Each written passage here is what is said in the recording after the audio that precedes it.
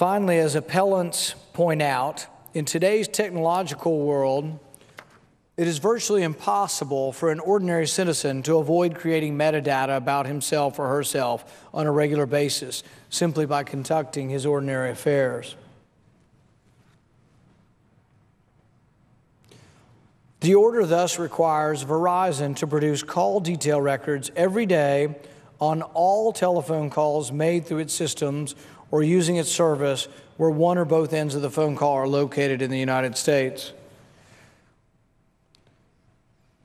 To me, it's hard for me to believe that there aren't people who don't understand that what we're talking about here is a general warrant. And this is what we fought the revolution over. This is the, as John Adams said, the spark that led to the revolution. The spark that led to the revolution was the whole worry and concern, one, that soldiers were writing the warrants, and the other concern was that in writing the warrants, they weren't specific to anyone. They were being written in a general fashion, and that by writing them generally so, there could be an injustice in having an entire group that ends up being subject to a warrant that's not specific.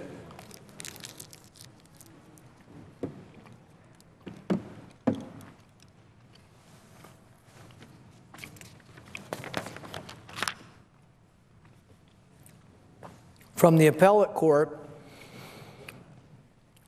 we also hear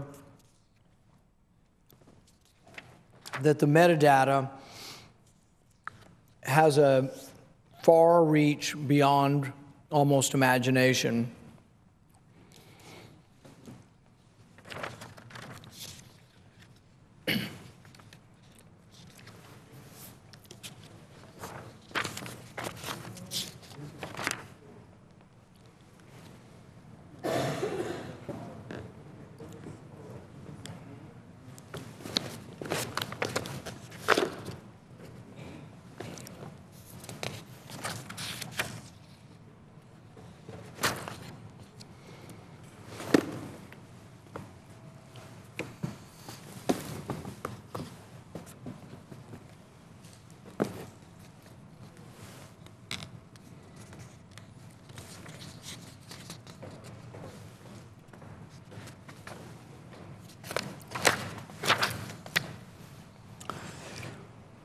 In the article, as Congress haggles over Patriot Act, we answer 6 basic questions, which was published on npr.org. There are several questions they ask about the Patriot Act debate.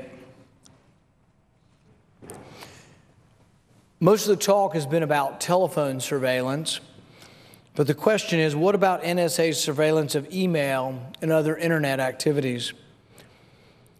This congressional debate has nothing to do with any of the NSA's surveillance of internet activity. That's mostly because of the fact that these programs are authorized by different laws. The PRISM program, for example, which collects a vast amount of internet data, is covered under Section 702 of the FISA Act. Some have said that the PRISM program probably is collecting more information in many ways, maybe even dwarfing the bulk collection of the phone records. And so if we don't address Section 702 in this debate, this is also what we were talking about earlier, is the back door, the ability to say, well, we're investigating someone in a foreign country, but really they're trying to get access to someone in our country through the back door.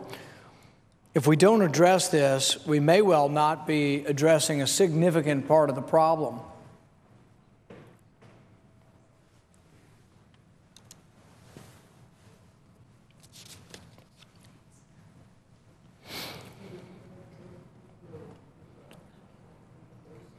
One of the other questions is there anything else in the House bill that we should know about?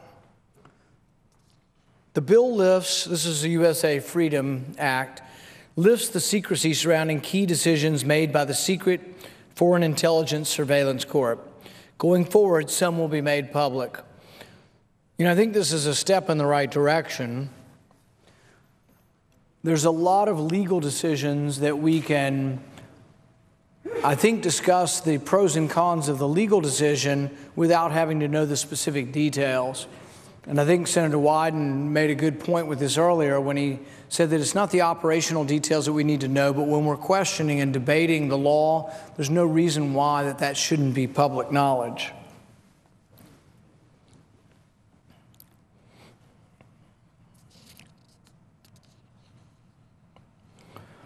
One of the reasons we'd like to see the court rulings, too, is that the court itself, the FISA court, found bulk data collection constitutional.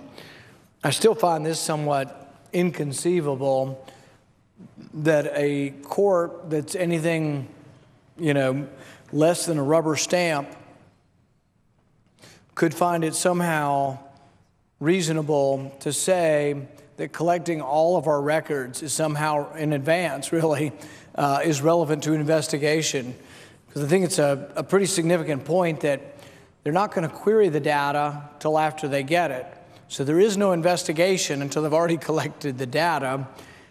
The other point is that when they say it's relevant, is anybody really determining that or arguing one way or the other, or do we just accept what the NSA says, that the data will be relevant?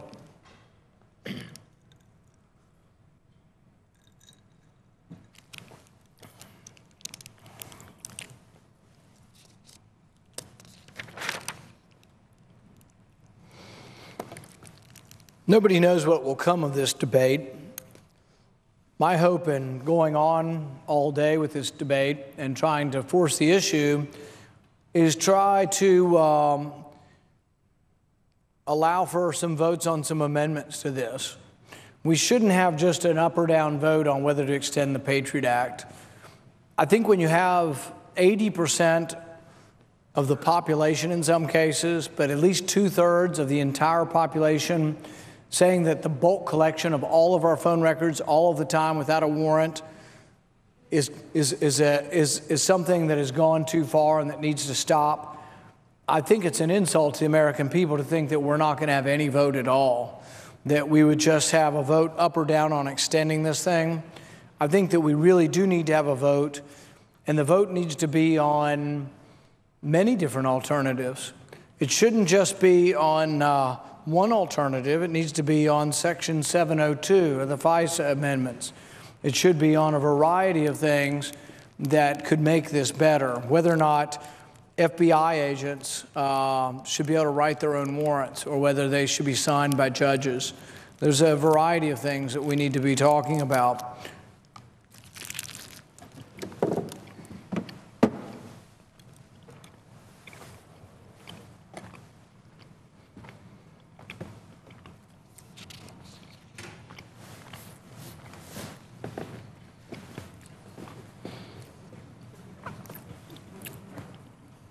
The Senate could simply take up the House bill and pass the House bill, but I think that's unlikely.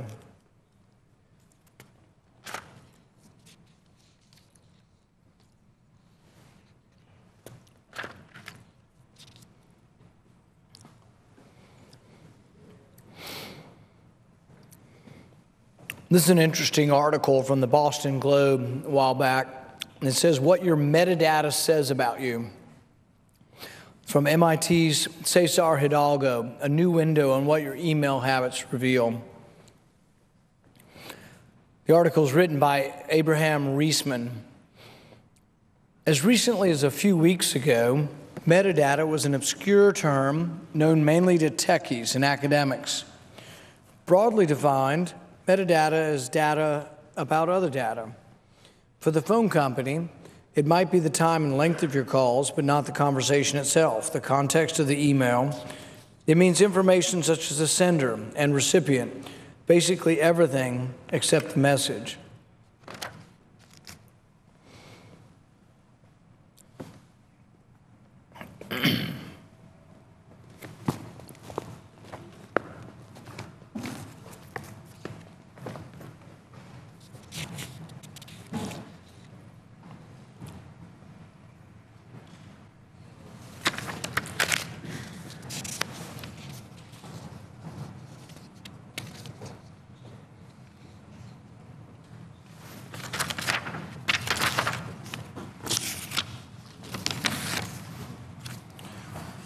We spoke earlier about the suspicious activity reports. These are reports that the government requires that banks send in.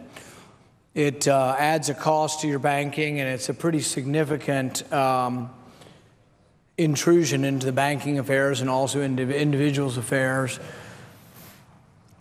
This is an article that was written by the ACLU about suspicious activity reports.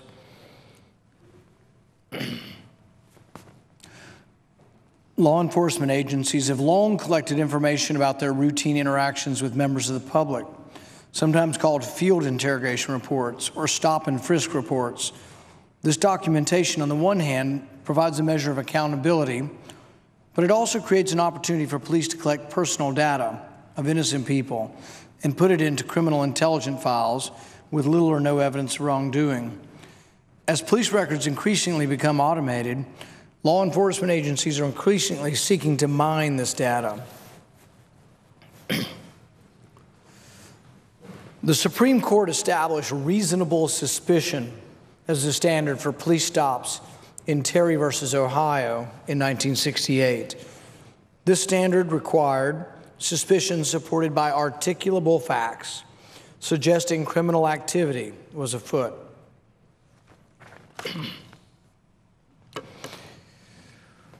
In the suspicious activity reports, though, these kind of programs threaten this reasonable, time-tested law enforcement standard by encouraging the police and the public to report behaviors that do not rise to reasonable suspicion. So it's one thing to say that someone's done something that rises to reasonable suspicion, but it's another to say that activity that could be perfectly normal, like withdrawing $1,000 from the bank, putting $1,000 in the bank,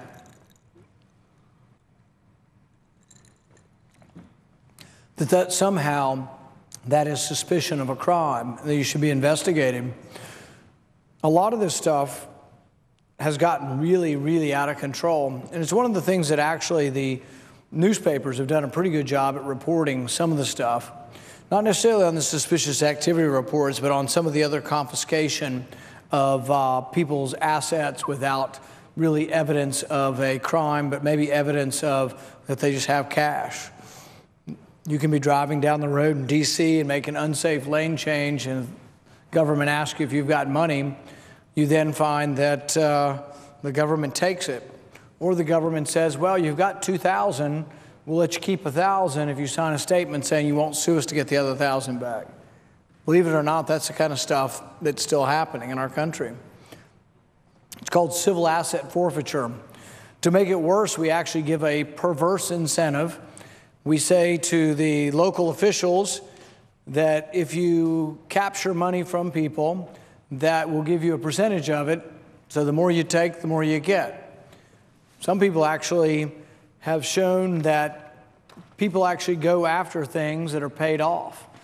There was a hotel, I think up in New Jersey, the Caswell Motel, and local officials decided they'd go after it because they said, well, there been some drug dealings at the motel.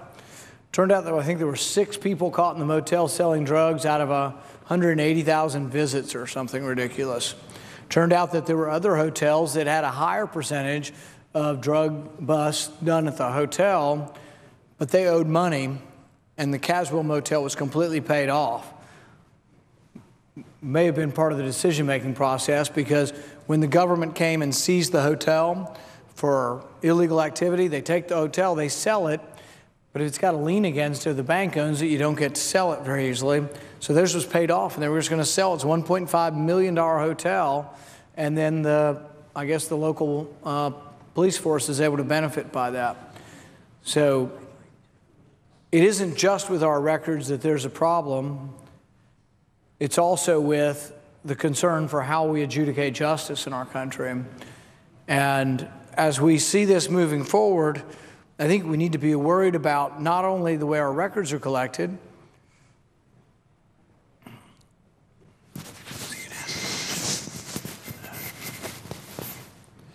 but we need to be concerned about justice in general. As I've traveled around the country, one of the things I've seen is that there's a what I call an undercurrent of unease in our country. I traveled to Ferguson, I've traveled to Detroit, I've been to Chicago, I've been to most of our major cities, and I've also been to some of the places where there's been this anger. And I think people are angry because they don't feel like government's treating them justly. People don't like to be treated arbitrarily. In fact, there are some who have given the definition of sort of what is sort of acceptable, what is good government, what is bad government, what is good law, what is bad law, what is just, what is unjust, but whether or not it's arbitrary or not. Hayek in The Road to Serfdom talks about that arbitrariness, not having the predictability of knowing what the law will do, or that the law doesn't do the same thing to all individuals, is sort of a definition of injustice that causes people to be unhappy about the way their government treats them. My fear is that this arbitrary nature of collecting bulk records, of collecting all of our records without a significant warrant, that the problem here is going to be something that adds on to a sense of unease that is in our cities and in our country at large. What happens is that everybody's not treated exactly equal. No, people don't have the same resources to try to escape, the clutches of Big Brother when either data or information is used against them.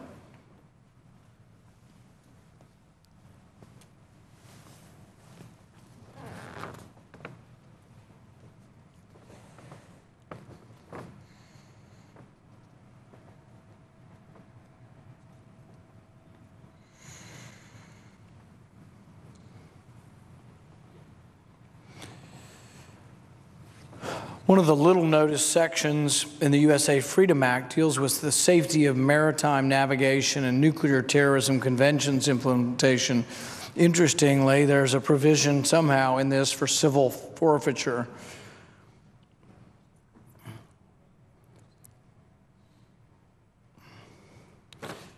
But I think the biggest problem with civil forfeiture is that we allow it to occur without a conviction. And I think no one should have their possessions taken to them. I think you should be innocent until proven guilty. I see the senator from Connecticut. If he has a question, I'd be happy to entertain a question without losing the floor. Mr. President. Thank you, Mr. President. I thank my colleague from Kentucky for giving me the opportunity to ask a question. And in the preface to that question, I'd like to make a couple of remarks, if he will yield to me for that purpose.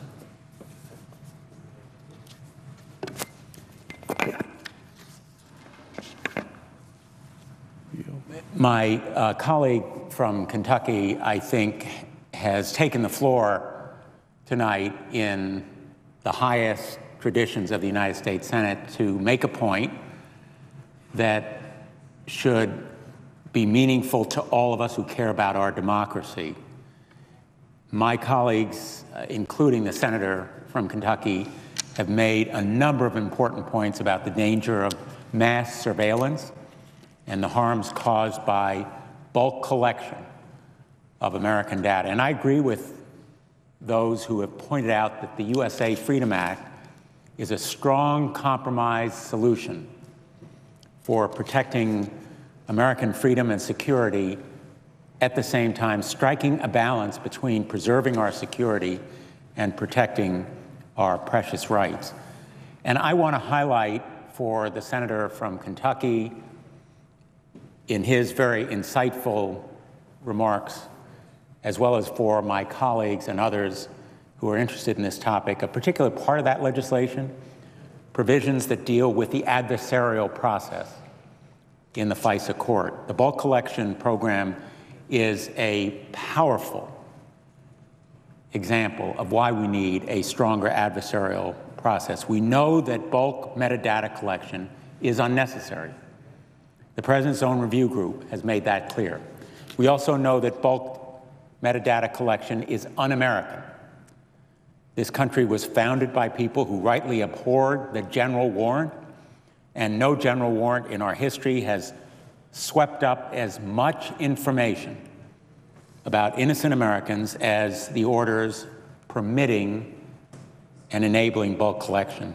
Last week, the Second Circuit Court of Appeals held that bulk collection is also unauthorized by the law.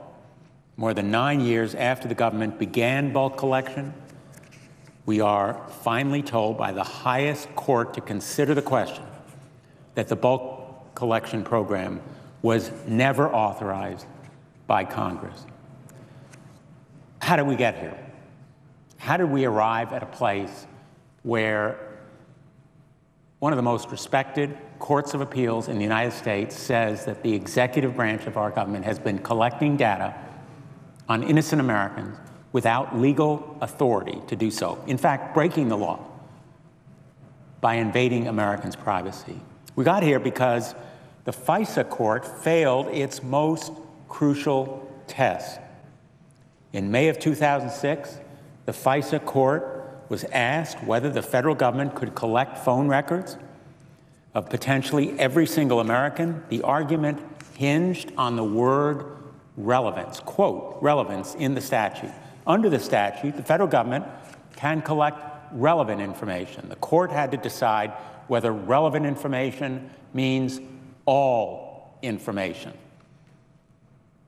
That doesn't strike me as a difficult question. Does relevant information mean all information?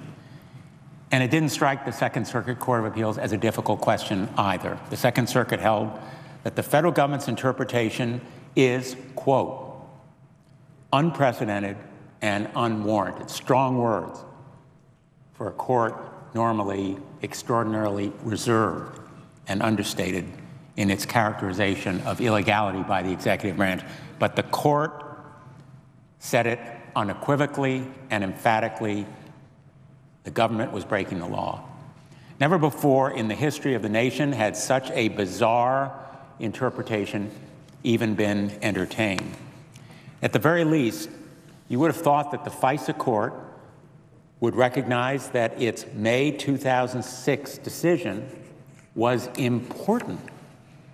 If this question had gone to a regular Article III court, it would have been immediately recognized as a momentous decision permitting bulk collection of data on every American.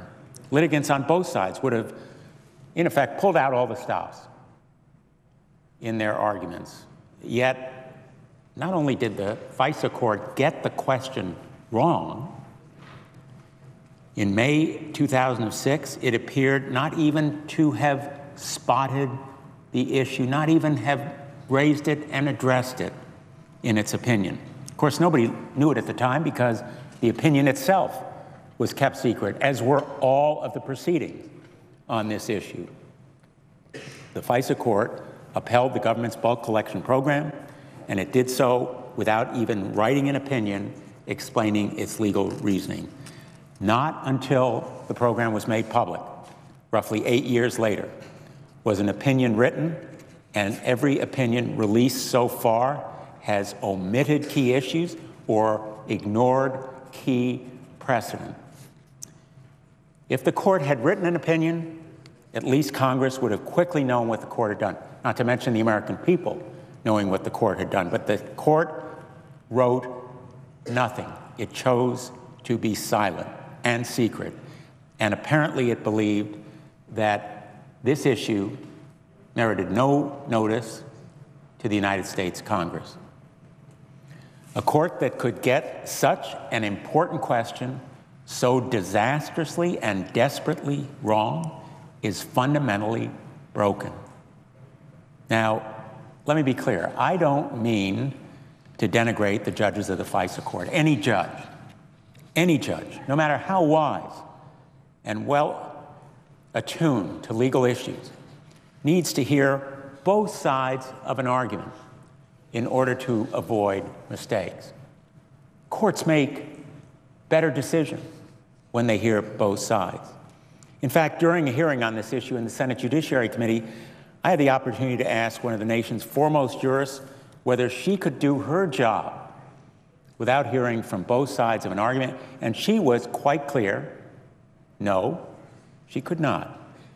Adversarial briefing, she explained, is essential to good decision-making. We know as much from our own everyday lives. We make better decisions when we know the argument against what we're going to do, what we're going to think, what we're going to say. It's the genius of the American system of jurisprudence that judges listen to both sides in open court before they make a decision, and their rulings are public, they are evaluated and judged themselves. 9 years after the FISA court's ruling in May of 2006, we continue to wrestle with the impact of the court's grievous, egregious error. But we cannot simply fix the mistake without fixing the court. We can't fix the system without remedying the process, because that process is so broken it will make more mistakes, not only predictable, but inevitable.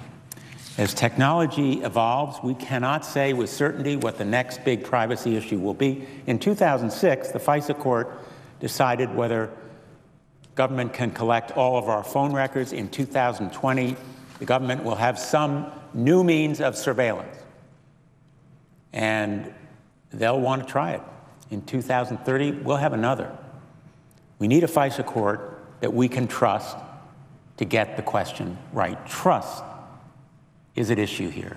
Confidence in the integrity of the judicial system that authorizes surveillance of Americans' private lives.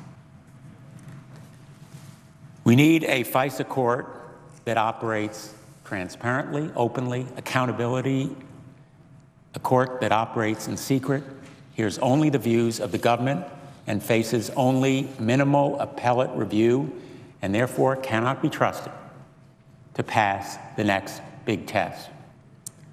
The u.s.a. Freedom Act would fix this systematic problem. It would demand, under certain circumstances, that the FISA court hear from both sides of the issue and explain why it is making a decision, and also explain why it has decided not to hear both sides if it chooses to do so. It would bring transparency to the FISA court decision, requiring them to be released unless there's good reason not to release them. It preserves the confidentiality of the court where necessary, but it also protects the fundamental, deeply rooted sense of American justice that an adversarial, open process is important, indeed essential to democracy. And it would provide some appellate review, some form of review by an appellate court, so that if mistakes are made, they are more likely to be caught and stopped before they result in fundamental invasion of private rights. In short, the u.s.a. Freedom Act will make the FISA court look more like the courts that Americans deal with in other walks of life, more like the courts that they know when they're litigants, when they're spectators, more like the courts that our founders anticipated. What would they have thought about a court that hears cases in secret, makes secret decisions, operates in secret, issues secret rulings that get it wrong? They would have thought, that sounds a lot like the Star Chamber. That sounds a lot like the so-called courts that caused our rebellion. This change will help ensure that we are not back in this chamber 9 years from now debating the next mass surveillance program that started without Congress actually authorizing it, as did metadata collection.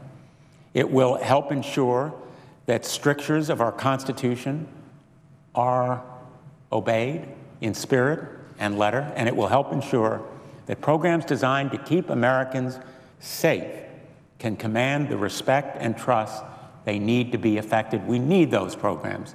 National security must be preserved and protected, but we need not sacrifice fundamental rights in the process. Unless and until this essential reform is enacted, along with the other essential reforms contained in the USA Freedom Act, I will oppose any reauthorization of Section 215. So the question that I asked my colleague from Kentucky, and the point that I think he has made so powerfully and eloquently, relates to this essential feature of our American jurisprudence system. Are not open adversarial courts essential to the trust and confidence of the American people? And do we not need that kind of fundamental reform in order to preserve our basic liberties? I asked this question of my colleague and friend from Kentucky because I think that his debate on the floor of this Senate tonight raises fundamental issues that need to be discussed and addressed. And I thank him for the opportunity to ask this question and address this body. Thank you, Mr. President. Well, thank you very much for that question. I think one of the points that you were making through the question was about the whole idea of relevance, which I think is sort of an amazing thing. And the quote from the Privacy and Civil Liberties Commission, I think it just really hits a nail on the head, that they cannot be regarded as relevant to any FBI investigation as required by the statute without redefining the word relevant in a manner that is circular, unlimited in scope, and out of step with the case law. The interesting thing is that we want a body that works a little more like a court. And I know you've been a big advocate of the special, having a special advocate and trying to make it more like a courtroom. And I think you can only get to truth if you have people on both sides. If you have people on one side, it's an inevitability that the truth is going to be lost and you're going to list in one direction. But I think that would be a huge step forward. But it does boggle the mind that we can have them arguing that this is relevant to an investigation that has not yet occurred. Because we're collecting data and then we're going to mine it some other time for some investigation. So it couldn't be relevant to an investigation because there is not yet an investigation when they're collecting the data. And that no FISA court seemed to question that concerns me about whether or not it's a very good kind of undertaking at finding the truth. And so I think you're exactly right. And I think that there are things that we could definitely do to make it better. But I think the bottom line is we shouldn't be collecting bulk data on people who are not suspected of a crime.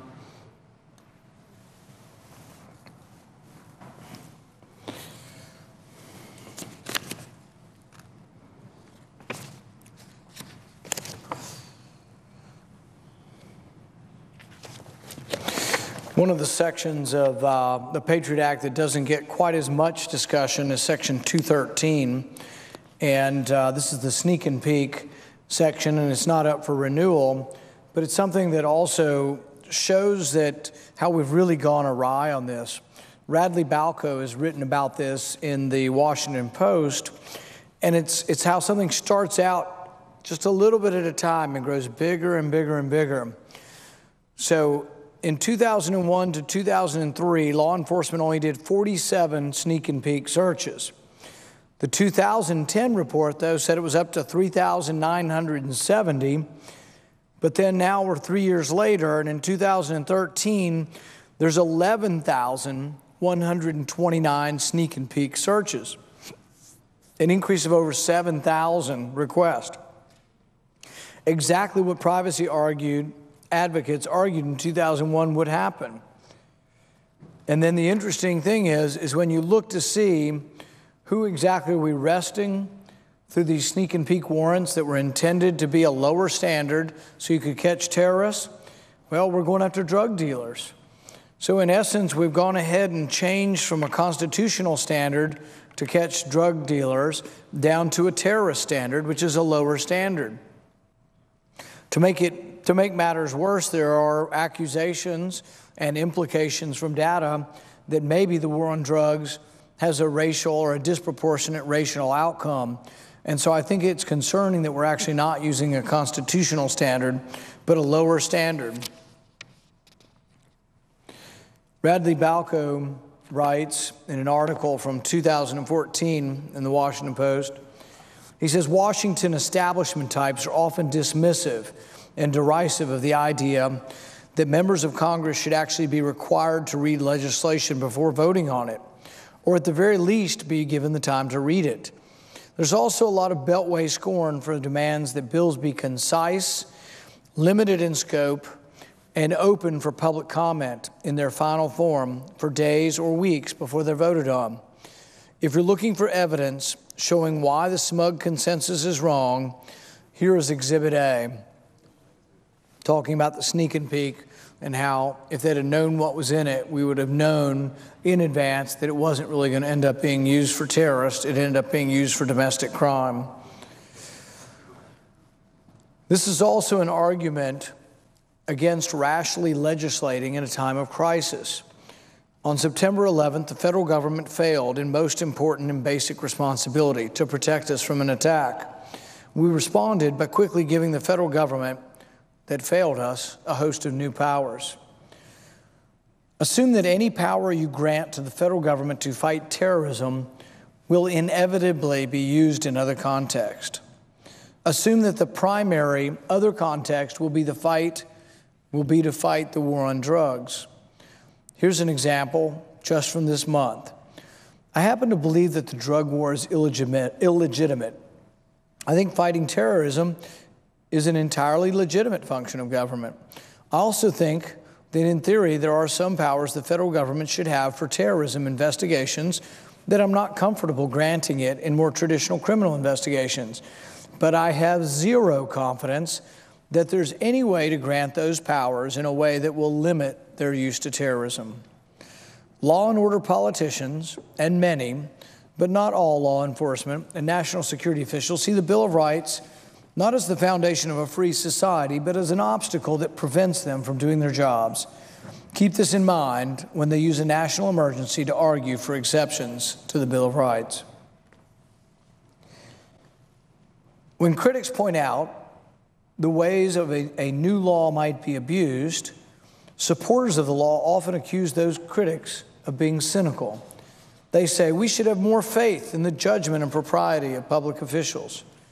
Always assume that when a law grants new powers to the government, that law will be interpreted in the vaguest, most expansive, most pro-government manner imaginable. If that doesn't happen, good. But why take the risk? Why leave open the possibility? Better to write laws narrowly, restrictively, and with explicit safeguards against abuse. Of the 11,000 sneak and peek warrants that were issued, 51 were used for terrorism. We lowered the constitutional standard, but we ended up using it for domestic crime, not for terrorism.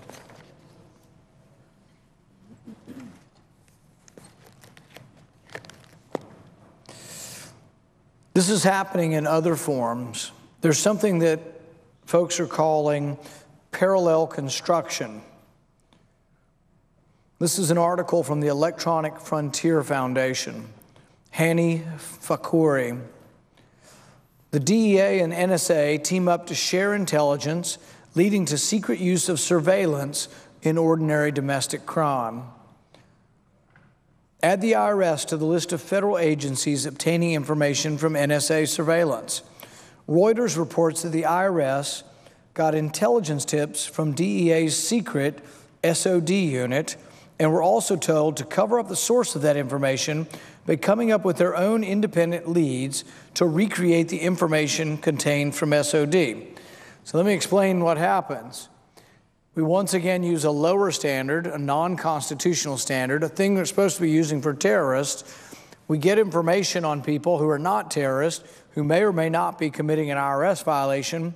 We tell the IRS, they know it's illegally obtained information, so then they look for another way to prove that this information, other information that they can find to prove the point they only knew about from illegally obtained information.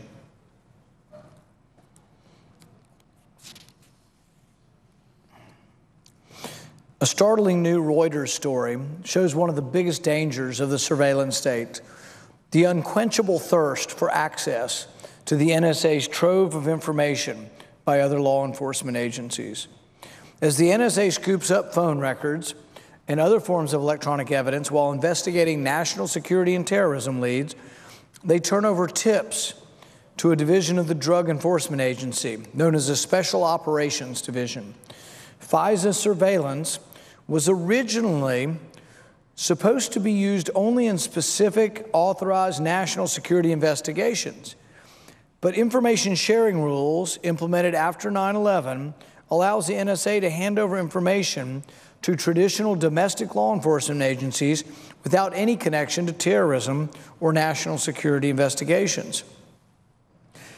Instead of being truthful with criminal defendants, judges, and even prosecutors about where the information came from, DEA agents are reportedly obscuring the source of these tips. For example, a law enforcement agent could get a tip from foreign surveillance, and he could look for a specific car at a certain place. But instead of relying solely on the tip, the agent would be instructed to find his or own reason to stop and search the car. Agents are directed to use these sweeps under wraps and not to mention their reports or where they got the information. If we're going to use standards that are less than the Constitution for IRS investigations, for drug investigations, we ought to just be honest with people that we're no longer using the Constitution. If we're going to use the Constitution, then we shouldn't allow evidence obtained through foreign surveillance and through a lower standard to be used in domestic crime.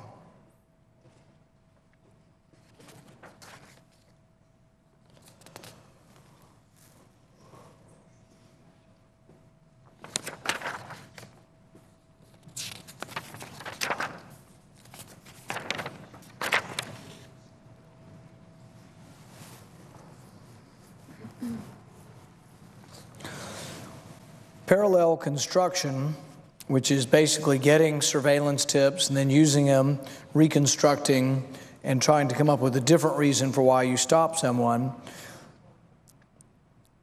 is something that really, if we're not going to be honest about it, someone has to do something to fix this. After an arrest was made, agents then pretend that their investigation began with a traffic stop, not with the tip they got from our foreign surveillance agencies. The training document reviewed by Reuters refers to this process as parallel construction. Two senior DEA agents who spoke on behalf of the agency, but only on condition of anonymity, said the process is kept secret to protect sources and investigative methods, but realize they're also keeping it secret from the judge, the defense lawyer, and the prosecution. Some have questioned the constitutionality, obviously, of this program. That's outrageous, said Tampa attorney James Fellman, a vice chairman of the criminal justice section of the American Bar Association. It strikes me as indefensible. Lawrence Lustberg, a New York defense attorney, said, any systematic government effort to conceal the circumstances under which cases begin would not only be alarming, but pretty blatantly unconstitutional.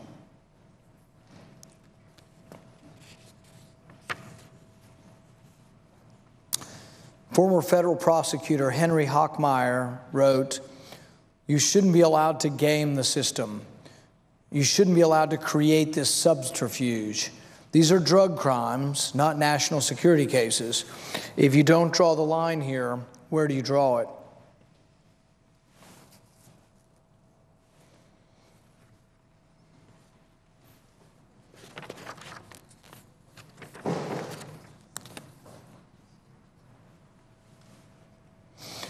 This is an article from the Washington Post by Brian Fung entitled, "The NSA is giving your phone records to the DEA, and the DEA is covering it up." A day after we learned of a draining turf battle between the NSA and other law enforcement agencies over bulk surveillance data, it now appears that these same agencies are working together to cover up when this data gets shared. The DEA has been the recipient of multiple tips from the NSA. Realize also the NSA is supposed to be investigating foreign threats, okay?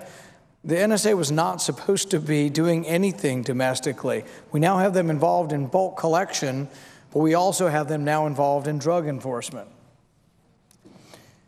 DEA officials in a highly secret office called the Special Operations Divisions are assigned to handle these incoming tips, according to Reuters. Tips from the NSA are added to a DEA database that includes intelligence intercepts, wiretaps, informants, and a massive database of telephone records. This is problematic because it appears to break down the barrier between foreign counterterrorism investigations and ordinary domestic criminal investigations. Because the SOD's work is classified, DEA cases that began as NSA leads can't be seen to have originated from an NSA source. So what does the DEA do? It makes up the story of how the agency really came to the case in a process known as parallel construction. Reuters explains. Some defense attorneys and former prosecutors said that using parallel construction may be legal to establish probable cause for an arrest. But they said employing the practice as a means of disguising how an investigation began may violate pretrial discovery rules by burying evidence that could prove useful to the criminal defendants. The report makes no explicit connection between the DEA and the earlier NSA bulk phone surveillance uncovered by Snowden. In other words, we don't know for sure if the DEA's Special Operations Division is getting tips from the same database that's been the subject of multiple congressional hearings. We just know that a special outfit within the DEA sometimes gets tips from the NSA. There's another reason the DEA would rather not admit the involvement of NSA data in their investigations. It might lead to a constitutional challenge to the very law that gave rise to the evidence. Earlier this year, a federal court said that if law enforcement agencies wanted to use NSA data in court, they had to say so beforehand and give the defendant a chance to contest the legality of the surveillance. Lawyers for Adel Dawad, who was arrested in a federal sting operation and charged, suspect that he was identified using NSA information, but were never told. Surveys show most people support the NSA's bulk surveillance program strongly when the words terrorism or courts are included. But when pollsters draw no connection to terrorism, the support tends to wane. What will happen when the question makes clear that the intelligence is not only being used possibly for terrorism, but it's also actively being used in domestic criminal investigations of other Americans?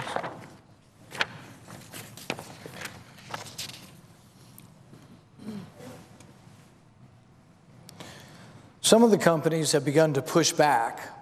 Some of them have begun to push back on the backdoor mandates that are coming from government to get into our information.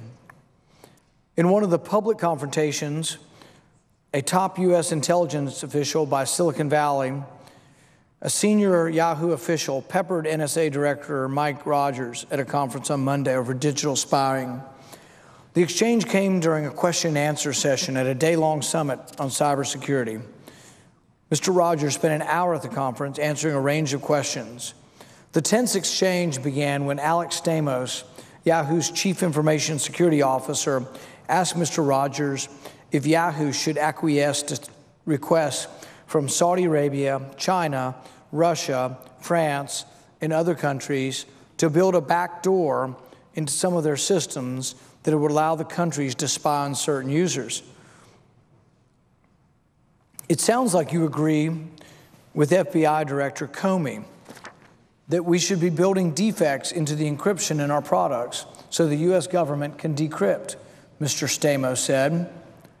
That would be your characterization, Mr. Rogers says, cutting the Yahoo executive off. Mr. Stamos was trying to argue that if Yahoo gave the NSA access to this information, other countries could try and compel the company to do the same.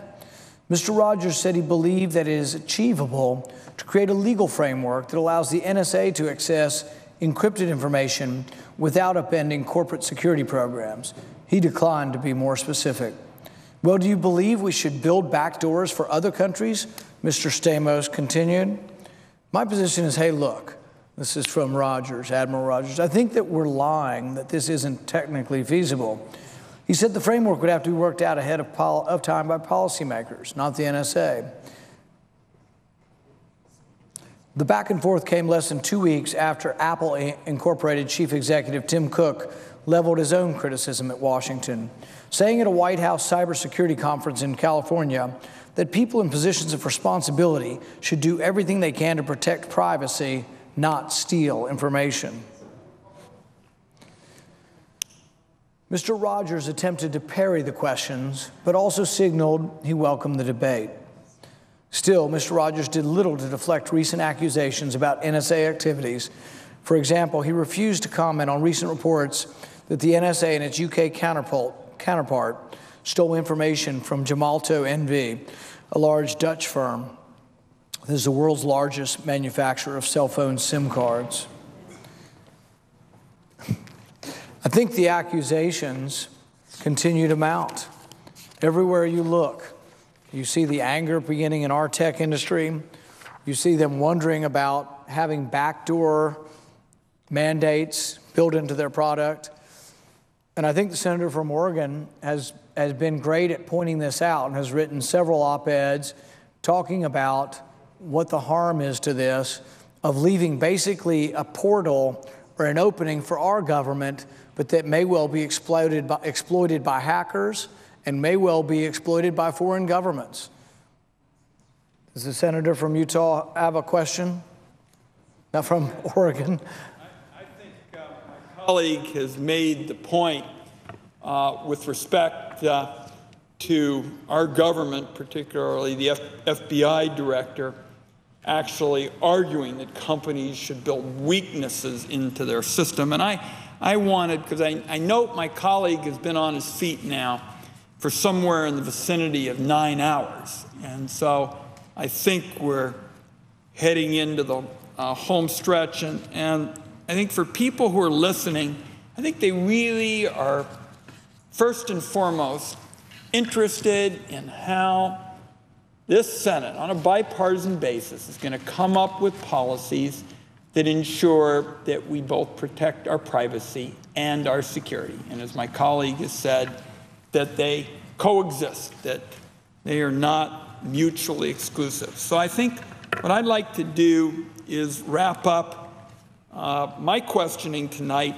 by talking about how this bulk phone record collection and related practices is an actual intrusion on liberty. And to start the conversation, you have to first and foremost get through this whole concept of metadata. You know, we heard people say, well, what's the big deal about metadata? And for quite some time, we had senators saying, what's everybody upset about? This is just, quote, innocent metadata. Well, metadata, of course, is data about data, but it's not quite so innocent. If you know who someone calls, when that person calls, and how long they talk, that reveals a lot of private information. Personal relationships, medical concerns, religious or political affiliations are just several of the possibilities. Most people that I talk to don't exactly like the government vacuuming up private information if those persons have done nothing wrong. Now, this is especially true if the phone records include information about the location and movements of everyone with a cell phone. And we have not gotten into this in the course of this evening, but I want to take just a minute because I think, again, it highlights what the implications are. I have repeatedly pushed the intelligence agencies to publicly explain what they think the rules are for secretly turning American cell phones into tracking devices. They have now said that the NSA is not collecting that information today, but they also say the NSA may need to do so in the future. And General Alexander, in particular, failed in a public hearing to give straight answers about what plans the NSA has made in the past. Now, to be clear, I don't think the government should be electronically tracking Americans' movements without a warrant. What's particularly troubling to me is there's nothing in the Patriot Act, in addition, that limits this sweeping bulk collection authority to phone records. Government officials could use the Patriot Act to collect, collate, and retain medical records, financial records, library records, gun purchase records, you name it. Collecting that information in bulk, in my view, would have a very substantial impact on the privacy of ordinary Americans. And I want to be clear, I'm not saying this is what's happening today, but I want to make equally clear this is what the government could do in the future. So my question, as my colleague who has been on his feet for a long time moves to begin to wrap up his comments this evening, I'd like my colleague's thoughts on the impact of NSA collection of bulk records on innocent Americans. And I'd also be interested in his views with respect to why we have not been able to get the government to give straight answers about the tracking of the location and movements of Americans with a cell phone that took place in the past. And I'd be interested in my colleagues' thoughts on those 2 points.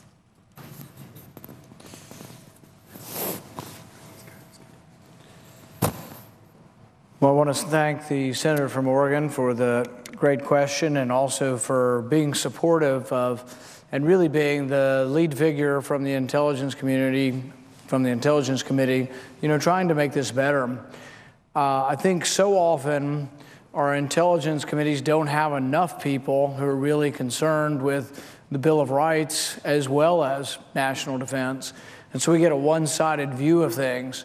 And over the years, I think you've been able to continue this battle in a healthy way, understanding both sides of it, both our national security, but also understanding that who we are as a people is important, that we not give that up, that we not give up our most basic of freedoms in doing this.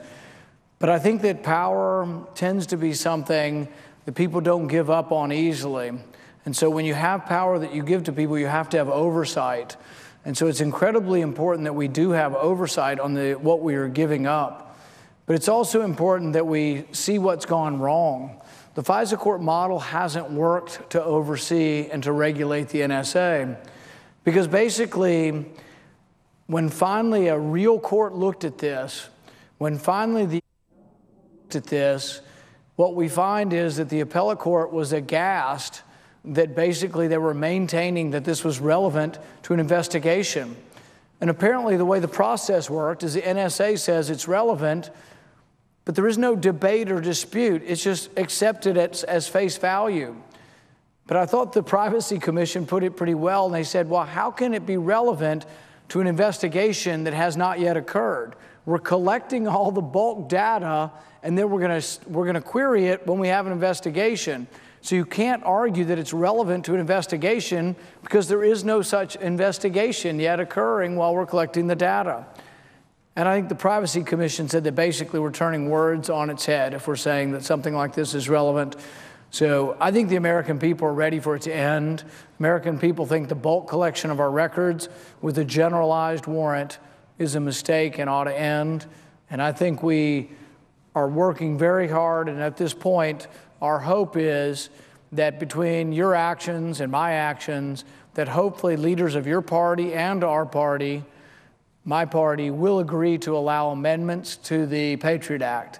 And the goal of being here today has been to say to not only to the American people, but to say to the leadership on both sides and to all the members that we want an open amendment process, that the discussion of the Fourth Amendment is an important discussion, and that we shouldn't run roughshod over this by saying that there's a limit and a deadline and we don't have time for debate and we're going to put it off yet again.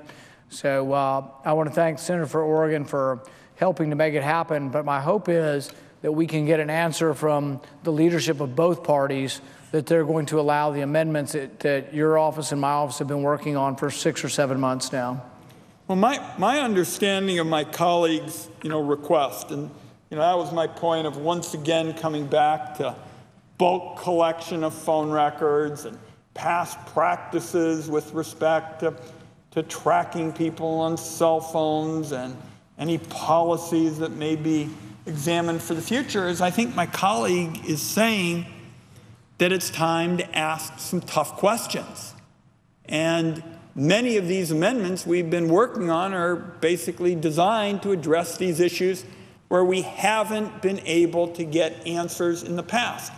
And after 9/11, it was clear that the people of our country were worried, and there was just a sense that if you were told it was about security, you were supposed to say, okay, that's it.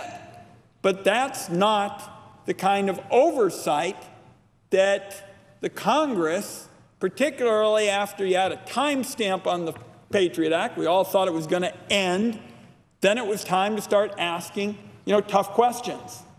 And not enough tough questions have been asked, and my colleague in the amendments we're talking about really seeks to get answers and use that information to change practices on a lot of these areas that have really gotten short shrift in the past. And I appreciate my colleague talking about the FISA court in connection with this. This is, for listeners, the Foreign Intelligence Surveillance Act court, certainly one of the most bizarre judicial bodies in our country's history, created to apply commonly understood legal concepts like probable cause to government requests for warrants to track terrorists and spies.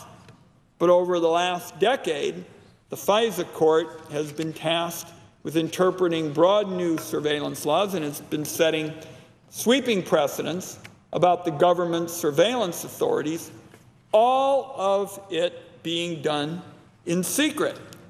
And I will say, and I'd be interested in my colleagues' thoughts on this, that it is time that the court's significant legal interpretations be made public. Be made public so there's no more secret law. That the people of this country have the chance to engage in debate about laws that govern them. I also think that there ought to be somebody there who can say, on these questions, where there are major constitutional implications, there ought to be somebody there who can say, look, there may be other considerations than the government's point of view. So transparency here is critical so that Congress and the courts can hold the intelligence community accountable. And I want to mention once again, we are talking about policies. We are not talking about matters that are going to reveal secret operations or sources and methods. We are talking about policies. So I think it would be helpful, again, as we move to wrap up, if my colleague from Kentucky could outline some of the reforms in the foreign intelligence court area that he thinks would be most helpful in terms of promoting transparency and accountability that do not compromise sources and methods, because I think my colleague has had some good ideas in this area, and what, in my colleague's views, would be most important with respect to getting these reforms in this secret court in a way that would ensure more transparency for the public and still protect our valiant intelligence officials who are in the field? I think that's a good question, and your office and our office have worked for a while to try to come up with some FISA reforms. One of them is sort of in the u.s.a. Freedom Act, but maybe could be better, saying that there ought to be a special advocate, or so there's an adversarial proceeding. One of the problems in the u.s.a. Freedom Act as it's written, though, is that the advocate is only appointed by the FISA court and doesn't have to be appointed by the FISA court. So it may well be that a FISA court that has given a rubber stamp to bulk collection may not be as inclined to give a special advocate. I also think it's important that, as you've mentioned many times, that we should be able to get outside of a secret court to a real court where you really have an advocate that's actually on your side. So I think allowing for an escape hatch for people to appeal. So for example, if you're being told by a FISA court that bulk collection of all of the phone data in our country is legal, you should have a route to an appellate court, an automatic route out of FISA to an appellate court. And I think the appellate courts are fully capable of redacting, going into closed session if they have to, but then you have a real trial with a real advocate on both sides. I think that's important as well. But I do have one question, or a question that you may be able to reframe into a question, and that is, can you give the public a general idea of what percentage of the overall problem of collecting American data is in the form of bulk data? And what percentage do you think is coming from executive order? And what do you think is coming from the 702 backdoor collection of data? I would say that all of the matters we have talked about this evening, would be significant concerns with respect to ensuring that the liberties of the American people are protected without compromising our safety. So let's tick them off. Bulk phone record collection, millions and millions of phone records of law-abiding Americans. The executive order, 12333, that we talked about today, another very important area. And then Section 702, the Foreign Intelligence Surveillance Act area, where a foreigner is the target and the records of Americans are swept up in them. So I think we are addressing exactly one of the concerns that has come out in the last few days with respect to what Americans are concerned about. I know there's just been a brand new major survey that's been done. My colleague may have touched on it sometime in the course of the day, but Americans particularly want to know what information about them is being collected and who is doing the collecting. And in each of these three areas that I mentioned, there are substantial questions with respect to the privacy rights of Americans.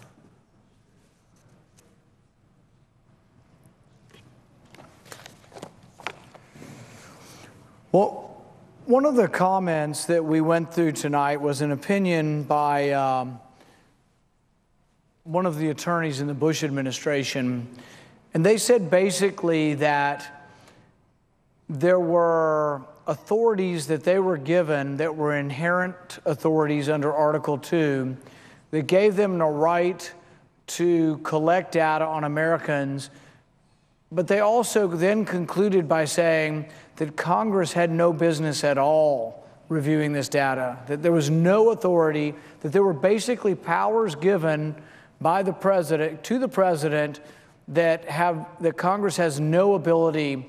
I guess I would be interested in the form of a question if you can ask whether or not you believe there are Article 2 powers of surveillance of American citizens that Congress has no business questioning. My colleague is, and I remember those days well, basically summing up the argument of the Bush administration. And I and others pushed back and pushed back, very hard, because it would essentially, if taken to its kind of logical analysis, basically strip the legislative branch of its ability to do vigorous oversight. So my colleague has summed up what was the position of the Bush administration, but like so many other positions that were taken during that period of time, once there was an opportunity to make sure people understood how sweeping it was, what my colleague has described is an extraordinary sweep of executive branch power, basically relegating any role for congressional oversight to, yay much, and not on the central questions. So my colleague has summed up what the Bush administration said in those early days, and I had joined the Intelligence Committee shortly before 9/11, and I was struck because this really was the first example I'd seen of just how some in the executive branch would try to lay out a theory of executive branch power that really just takes your breath away. I guess a follow-up to that would be, are those arguments still being floated from this administration that there are Article II powers? There is a debate going on over this executive 12333, and the question is whether or not people are still trying to maintain that Congress has no ability to oversee or review it. But I've seen, at least in the lay press, that I think they say in the lay press there is some special investigation. Without going into details, is there some kind of investigation or evaluation of the executive order being done by us or one of the congressional bodies? That was in the lay press. Yes. Okay. And what I can tell you is that I think there have been some changes, some improvements, but it continues to be a challenge. I mean, the reality, is you kind of look back from that period, and in those, early days, for example, John Poindexter made a proposal for something called Operation Total Information Awareness. Would have been the most sweeping invasion of privacy, in my view, in the country's history. And we decided, much like when my colleague talked about those early interpretations in the Bush administration, that this was an unacceptable expansion of executive branch power. But it wasn't until a young intern who was in our office late one night found some of the true excesses of this project. In effect, this young intern found that the program would actually encourage, as part of an experiment, encourage debate about assassinating foreign leaders. And people just found that, again, so out of the mainstream that when we brought it to light, Operation Total Information Awareness was gone within about 48 hours.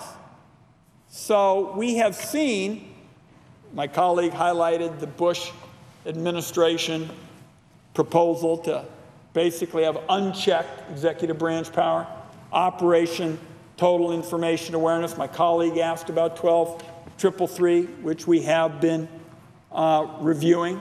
So yes, it is going to remain an ongoing concern, an ongoing challenge, because I think there is a sense that the executive branch is the only one that can really, deal with this kind of information in a timely kind of fashion. Well, what we've seen with respect to bulk phone record, collection is that That's been a program. It's not been about, timely access to relevant information. Experts with national security credentials, we talked about those individuals this afternoon, said this program does not make us safer, and we could get rid of it and obtain the information by conventional sources. So I think we have begun to rein in this unchecked executive branch power. And I think a big part of it has been the very valuable work my colleague has done in terms of trying to highlight these kinds of practices, and why I've appreciated the chance to work closely with my colleague since I came to the Senate. I think one of the most exciting things probably is the court case, the Second Court of Appeals and their ruling. My hope, though, is that had been that it would go to the Supreme Court, but my understanding is that it's been remanded to a lower court, because I think one of the things that we really need is that we need a ruling that updates Maryland versus Smith. We need a ruling that talks about the fact that most people's records are being held in a virtual fashion. And I think there needs to be a ruling that comes from the court that acknowledges that you still retain a privacy interest in your records, even when they're being held outside of your house. Because the idea of old-fashioned papers in your house, the concept is good that we should protect that privacy. But I think also the concept technologically is that you now will not have papers in your house, but you will have private matters that will be held virtually outside the house, and whether or not the Fourth Amendment protects those, because you often have advocates from the government who say Fourth Amendment doesn't apply to any records once they're outside your house or in other hands. And I really think that you don't give up your privacy interest when you let somebody else hold your records, that you still maintain an interest in privacy even though someone else holds these records. I think my colleague has made an important point with respect to the Smith case. The Smith case was not made for the digital age. And that's a big part of what we have sought to do throughout this debate, is to try to make sure that people really understand the implications in the digital age of what these policies, mean for their privacy. And I see my colleagues are on the floor, and I want to give them some time. But since you mentioned this question of the court cases, I think there was really striking language recently by Judge Leon of the U.S. District Court for the District of Columbia, talking about really what the scooping up of all these records really means. Judge Leon said, and I quote here, "A few scattered tiles of information, when collected en masse, can reveal an entire mosaic about a person, including their religion, their sexual orientation, medical issues, and political affiliations." So you combine what the judge has described, I think correctly, as bulk collection, outdated court cases like the Smith case, which really wasn't updated in terms of what we would be facing in the digital age. And I think this really combines to create policies that have a chilling effect on liberty, and liberty for innocent, law-abiding Americans. So I want to say again to my colleague, who's now approaching 10 hours on his feet, that I very much appreciate him focusing on these issues. We've got a lot of work to do, because we know that there's been a pattern in the past where when we really get down to those final days, those last couple of days, there's always a lot of pressure to go along with some kind of short-term extension. And that's been the pattern year after year, every time there's been an expiration of the act. And I think what has been shown today is that kind of business as usual is just not going to be acceptable any longer. You have made that point. I want it understood that we are going to be pursuing the effort to make sure that this time we're not just going to re-up a bad law, re-up a flawed policy, and say that, it's okay to continue a program. This was reauthorized, in effect, by the President a few months ago. This is going to be the last extension. This has got to be the last extension, and I'm committed to working closely with you and our colleagues to make sure that that's the case and to take the steps necessary to ensure that this is finally the last extension of a badly flawed law. And I thank my colleague for his good work.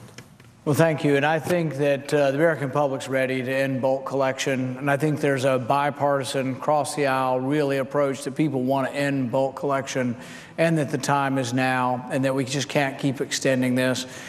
I think probably the biggest deal is that Patriot Act doesn't even justify this. This is a program that needs to end because even those who read the Patriot Act, even those who love the Patriot Act, acknowledge the Patriot Act does not even give permission for this. This is something we're doing that there is no permission for. It has to end, and I think the American people will be very, very disappointed in us as a body if it doesn't end. This is the time to do it. I agree with you. We're going to do everything we can to stop it. I see the senator from Utah. Does the senator from Utah have a question? I do. I do. And at the outset of my question, I'd like to point out that while I disagree with you, Senator Paul, with regard to the specific question of whether or not we should allow Section 215 of the Patriot Act to expire in its entirety, I don't believe we need to do that. I would prefer that we pass the u.s.a. Freedom Act as passed by the House of Representatives by an overwhelming margin of 338 to 88 last week. While we disagree on that issue, I absolutely stand with you, Senator Paul, and I believe with the American people on the need for an open, transparent process and debate regarding this issue. And I also stand with you with regard to the belief that bulk metadata collection is wrong, is not something that we can support, not something that the American people feel comfortable with, and that it's incompatible with the spirit, if not the letter, of the Fourth Amendment to the Constitution of the United States, which we've all sworn an oath to uphold and protect and defend. Let's remember the text of the Fourth Amendment. The text of this amendment, penned in 1789, ratified in 1791, says that the right of the people to be secure in their persons, houses, papers, and effects against unreasonable searches and seizures shall not be violated, and no warrants shall issue but upon probable cause supported by oath or affirmation, and particularly describing the place to be searched and the persons or things to be seized. These are not idle words. They're not surplusage. They're not there just for ornamental purposes.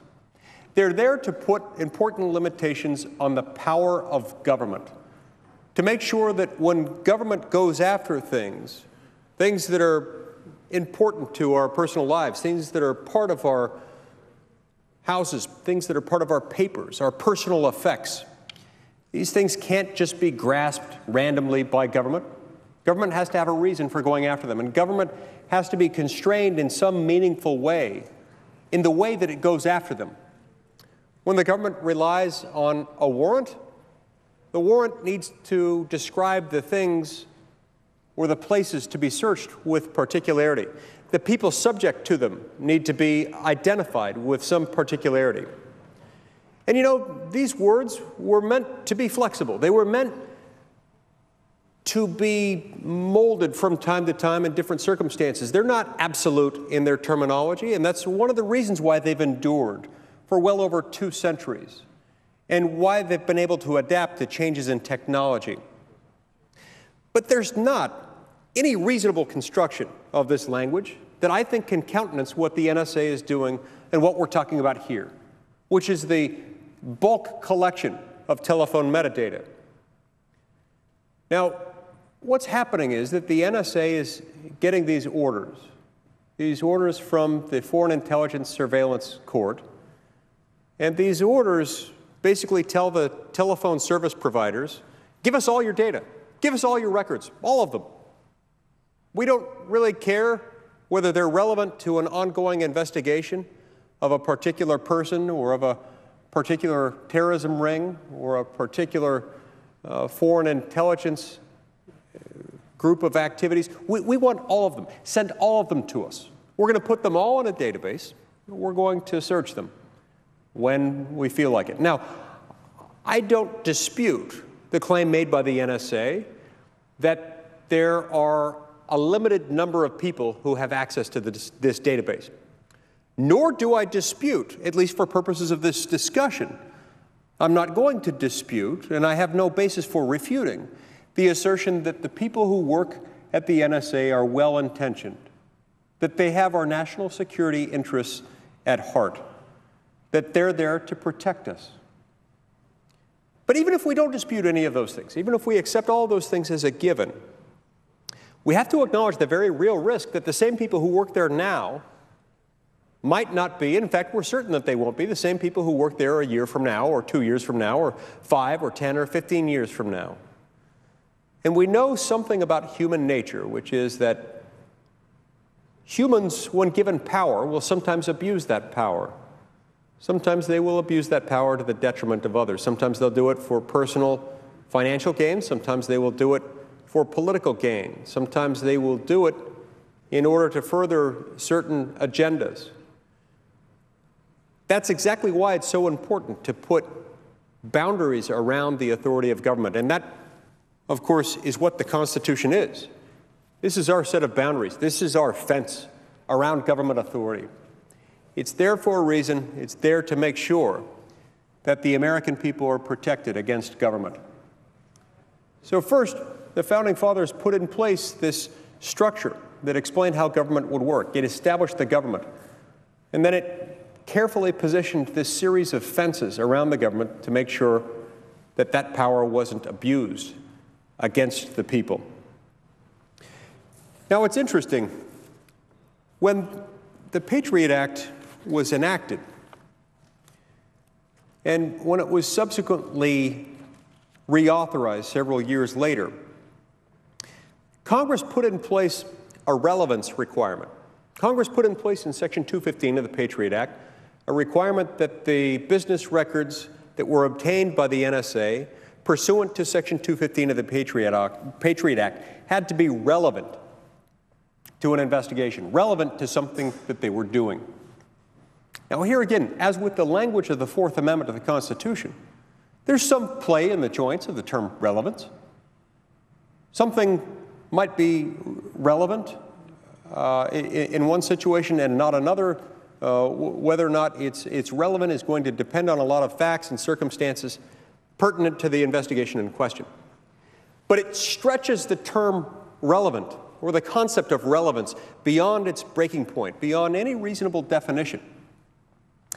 If you deem something to be relevant, so long as it might in some future investigation, one that has not yet arisen, become relevant, such that you have to gather every record of every phone call made in America, such that the NSA wants to go after every record of every phone call made by every American going back 5 years, storing that series of records in a single database that can be queried for up to 5 years in advance. Let's just go through this exercise for a minute. Think to yourself, how many people have I called in the last 5 years? How many phone numbers, how many distinct phone numbers have I called in the last 5 years? Well, if somebody has called 1,000 phone numbers, or let's say made phone calls to 500 phone numbers and received phone calls from another group of 500 phone numbers, for a total of 1,000 phone numbers over the last 5 years, then that's 1,000 numbers. And then the NSA goes out one hop beyond that and connects each person, each phone number with whom the original person had contact. Let's assume that each of those phone numbers had in turn had contact with 1,000 phone numbers. You get to a million phone numbers pretty quickly. But each time the NSA collects these data points, each data point taken in isolation might not say much about that person. But as our friend and our colleague from Oregon noted a few minutes ago, it's by using that combination of data points, by aggregating all those data points together, someone can tell an awful lot about a person.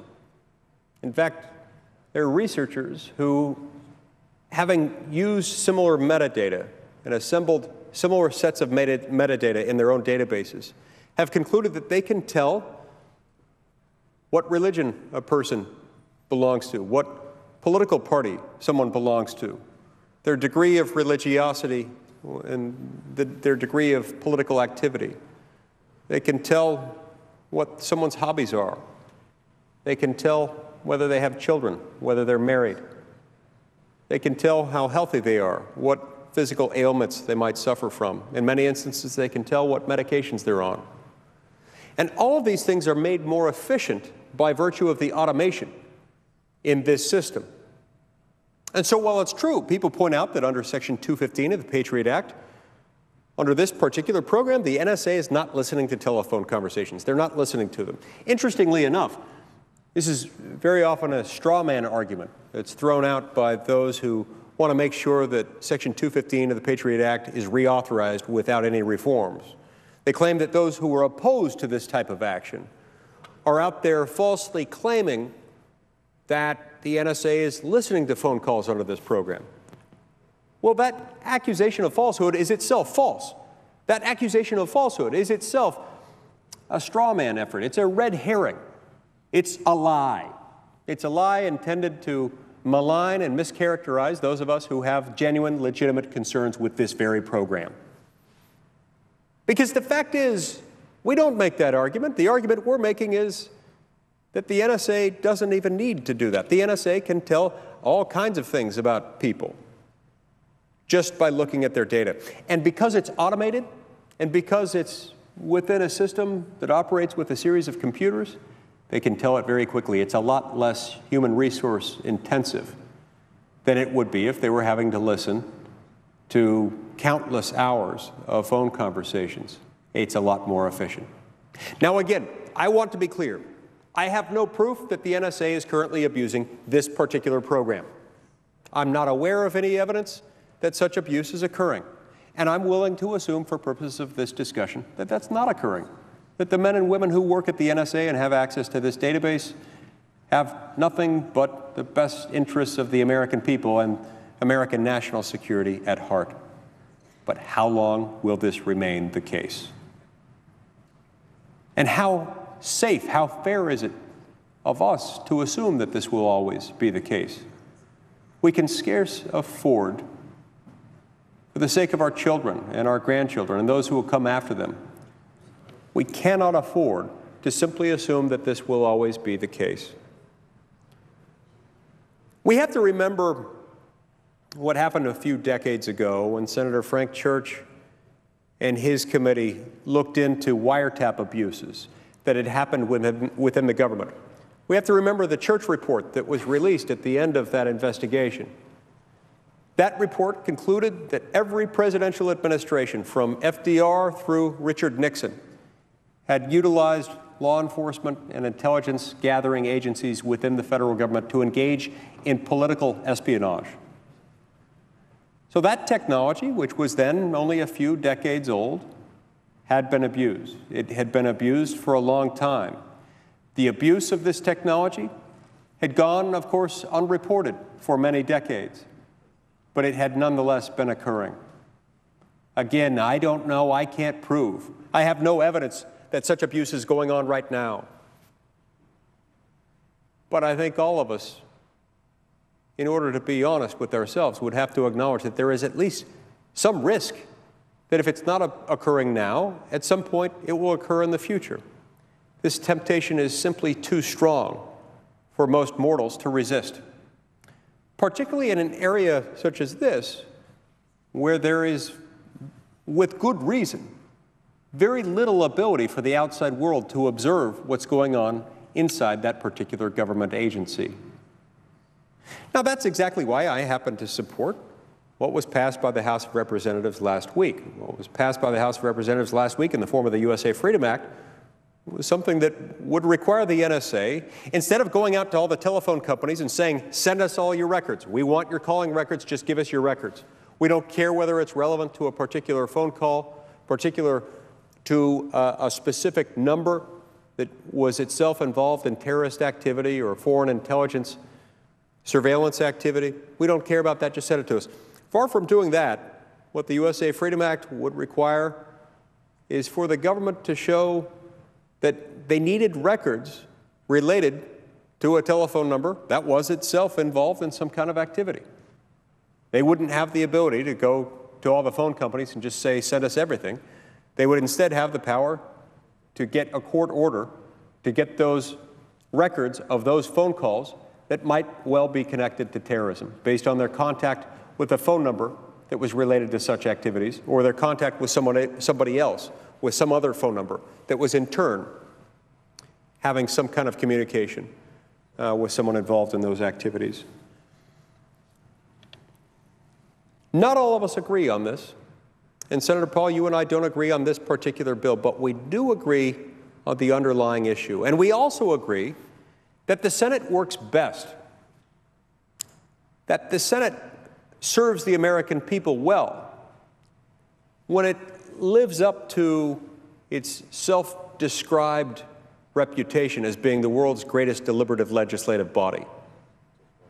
That we would all be better off if we were able to put this bill on the floor right now. If this bill were able to come to the floor and it were subjected to open, honest debate and discussion, that the American people could see that we were debating this, and that you, Senator Paul, and some of our other colleagues who have ideas as to how we could make this legislation better would have the opportunity to introduce, in the form of an amendment, improvements to this legislation. I heard you outline quite articulately just a few hours ago some very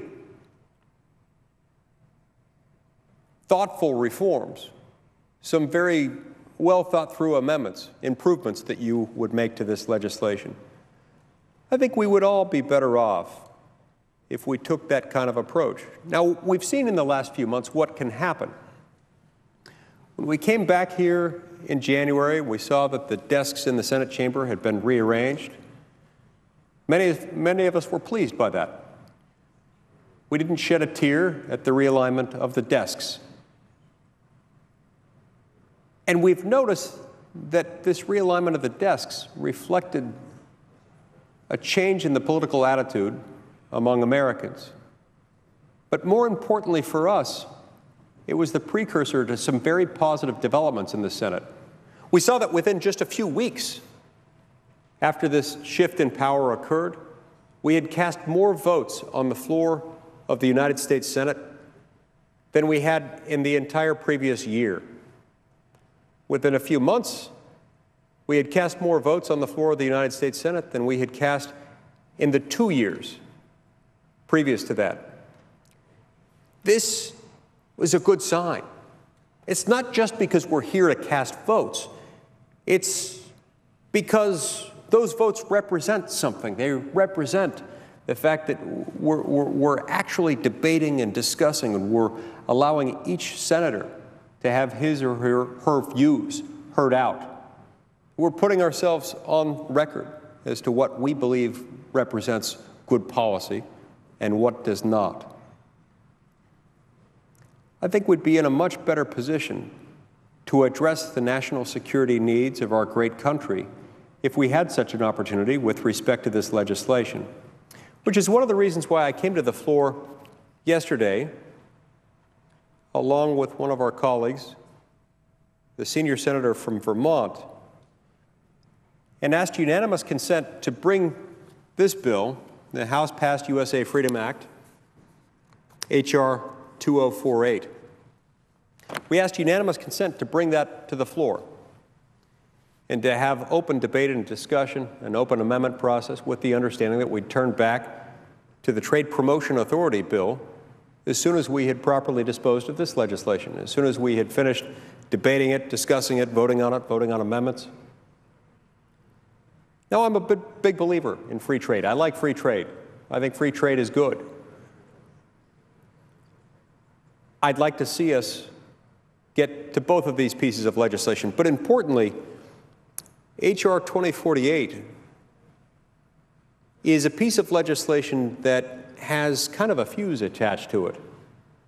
You know, Section 215 of the Patriot Act is set to expire at the end of this month. And many of us believe that we ought to at least have a debate and discussion before that happens, a debate and discussion about what, if anything, would take its place, about whether or not we need something to put in its place, and if so, what that might look like. And so that's why we made this request. This request, which we regarded as a very reasonable one, was unfortunately one that drew an objection. And so we were not able to bring it to the floor. Now, the U.S. Court of Appeals for the Second Circuit, based in New York, recently addressed this issue, recently addressed the issue of whether or not Section 215 of the Patriot Act can appropriately be read to authorize the NSA to engage in this bulk metadata collection program. The U.S. Court of Appeals for the Second Circuit answered that question in the negative and concluded that there is no statutory authority for the NSA to collect this type of metadata. It doesn't have the authority. It cannot collect bulk metadata on this basis. Because, as the Second Circuit concluded, the business records sought under that provision have to be relevant. There has to be some relevance to something they're investigating. And of course, their only relevance here under this program is that they exist, is that they represent phone calls made by someone in the United States, that they were made under a telephone network in the United States. That can't be the answer. That cannot reflect a proper understanding of this concept of relevance that's in Section 215 of the Patriot Act. It can't, and it doesn't. And this court ruling is one of the many reasons why we need to be having this debate and why we shouldn't be willing to simply reauthorize Section 215 of the Patriot Act with the understanding that the NSA will continue operating this program as is if we reauthorize it. It's one of the reasons why I've been so insistent on having this discussion and so unwilling to support even a shorter-term reauthorization of the Patriot Act, is because they're interpreting Section 215 of the Patriot Act beyond its logical breaking point. You know, we have to remember that the Constitution is worth protecting. It's worth protecting even when we can't point to anything bad that's happening right now, even when we can't point to any specific abuse that is occurring. Bulk data collection is itself a type of abuse. There is a type of constitutional injury, even though we can't point to anything secondary from that. We can't point to any horrible secondary effect from it. It is in and of itself wrong. The wrongness of this program can be illustrated when we take to its logical conclusion the very arguments presented by the NSA for this type of activity. Let me explain. So, the metadata that's collected by the NSA right now relates exclusively to telephone calls. The records they collect involve records of who you call, when you call them, who calls you, when they called you, and how long the phone calls at issue lasted. That's it. But if the NSA is correct in its interpretation of Section 215, which it is not, but if it were correct, there is absolutely no reason why the NSA could not also collect a number of other types of metadata.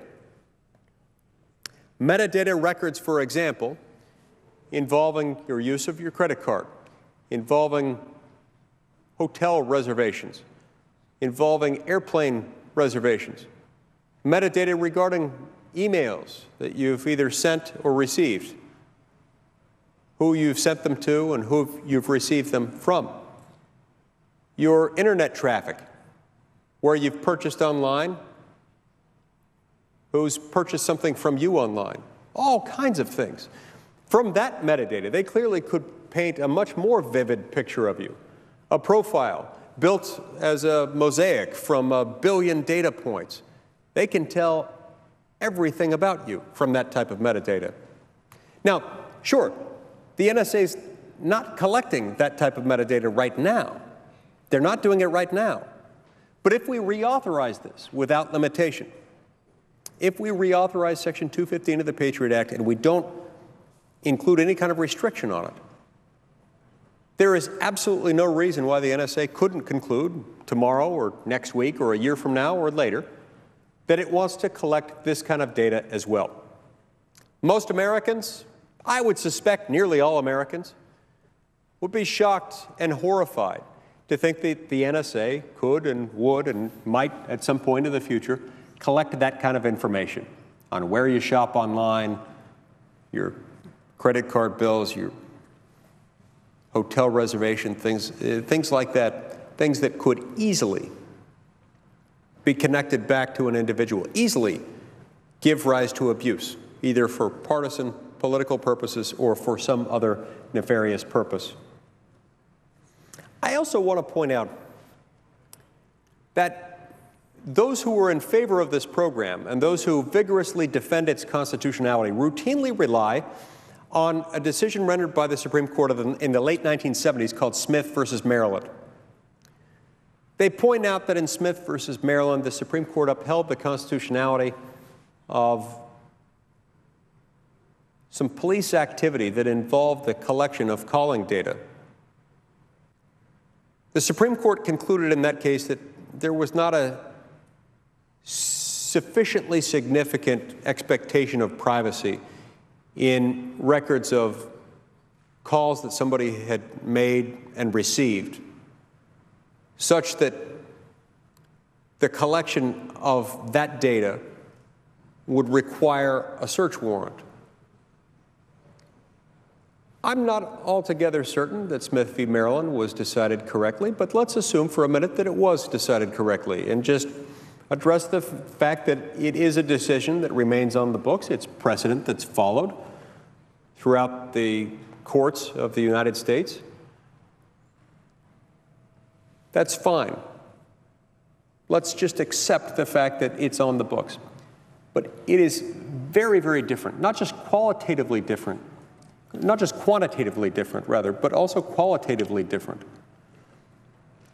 When you're dealing not with one target of one single criminal investigation, and not just with maybe a few weeks of calling records, but when you're dealing with 5 years of calling records, not on one person, of one target in one criminal investigation by one group of law enforcement officers, but 300 million people stretched out over 5 years.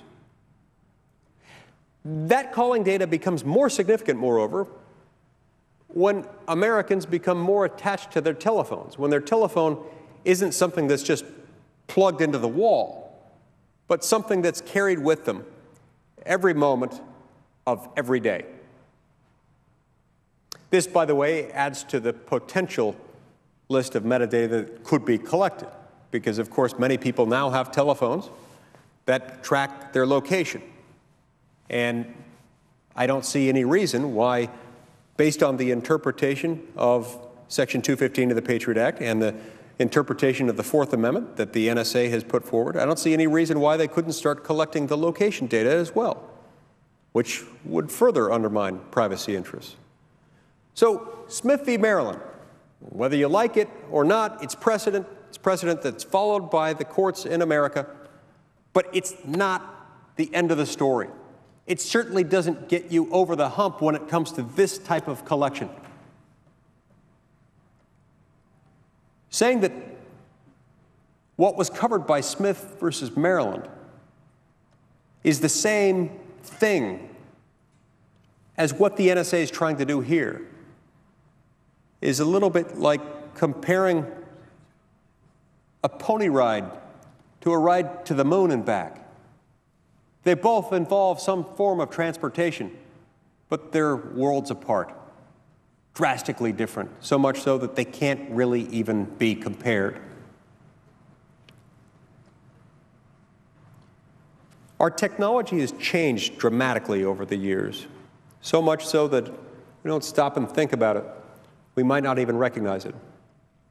A few years ago, when my son James was about 10 years old, he came up with a really good idea that he announced to us. He said, you know, I've been thinking about it, and I'm going to invent something. And we said, what's that? And he said, well, I'm going to invent a telephone that is attached to the wall.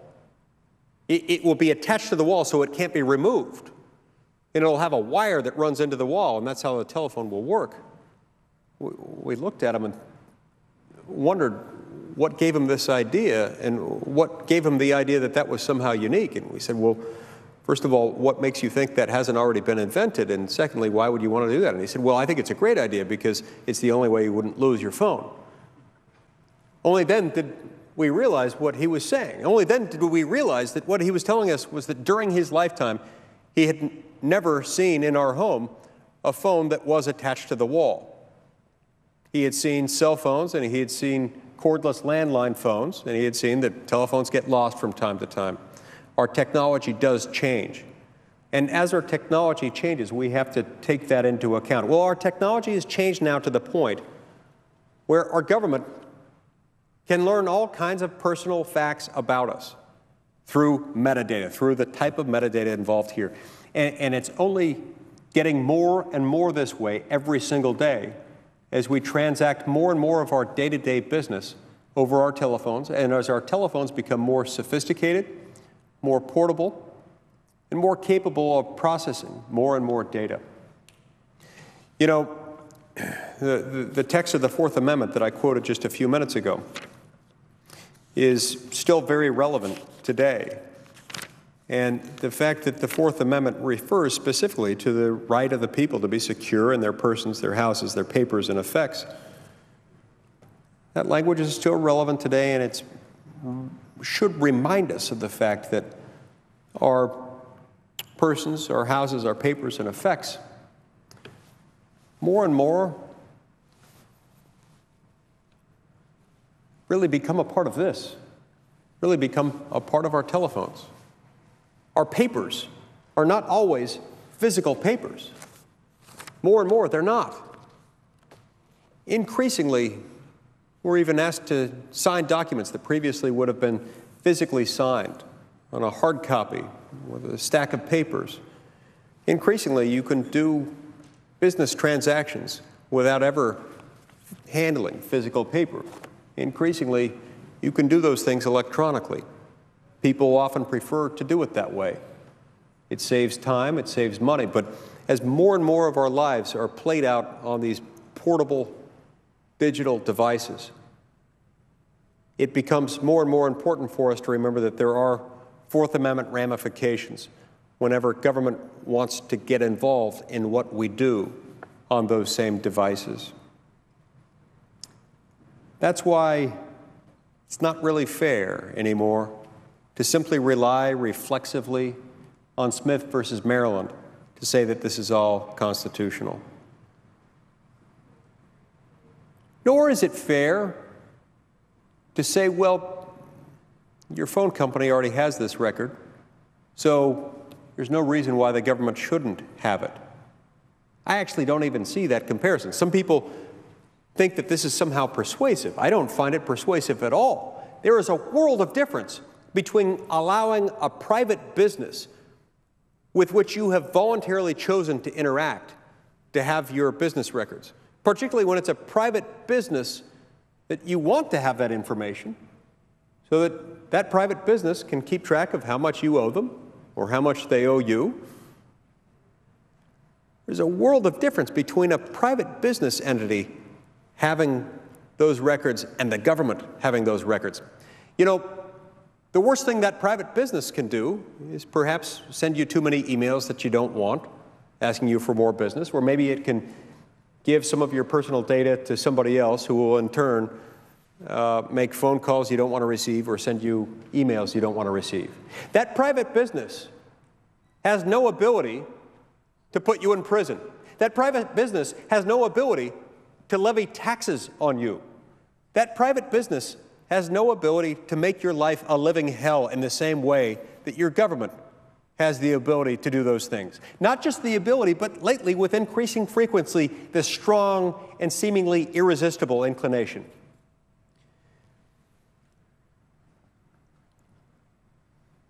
This is not a victimless offense against the spirit and arguably the letter of the Constitution. These kinds of things have real-world ramifications. They ought to be troubling to all of us. And we ought to want to do something about them. And so for these reasons, Senator Paul, I'd ask you, don't you think it would be much better to put this bill on the floor now and allow for an open amendment process, one in which you and each of our other colleagues could have an opportunity to provide input and to try to improve the legislation and to try to do something meaningful with this legislation rather than to just simply ignore it, pretend it didn't exist, sweep it under the rug, and wait until we're up against the cliff, this critical cliff between when the Senate, much to my chagrin and the chagrin of many of our colleagues, is set to adjourn, leading up to the moments when this program is set to expire. Wouldn't we be better off to take this up and to debate this under the light of day, under the view of the American people?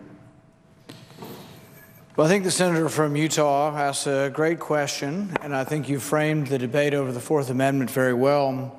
I think if we asked to put the bill on the floor at this hour, we may not be able to find anybody awake to give us the permission to have the bill this evening, but we haven't been able to locate anyone to get the bill this evening, so I'm afraid we'll have to say no. But we have been asking for a full and open debate.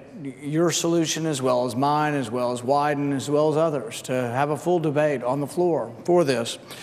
There were a couple things that you said that I thought were particularly worth commenting on.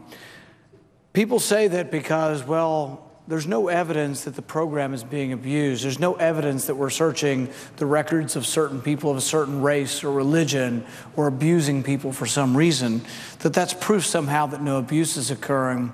But I agree with you that the collection alone is an abuse in and of itself, because to me, the point is, and the basic point and the biggest part of the point is that what we're dealing with is something that is a generalized warrant.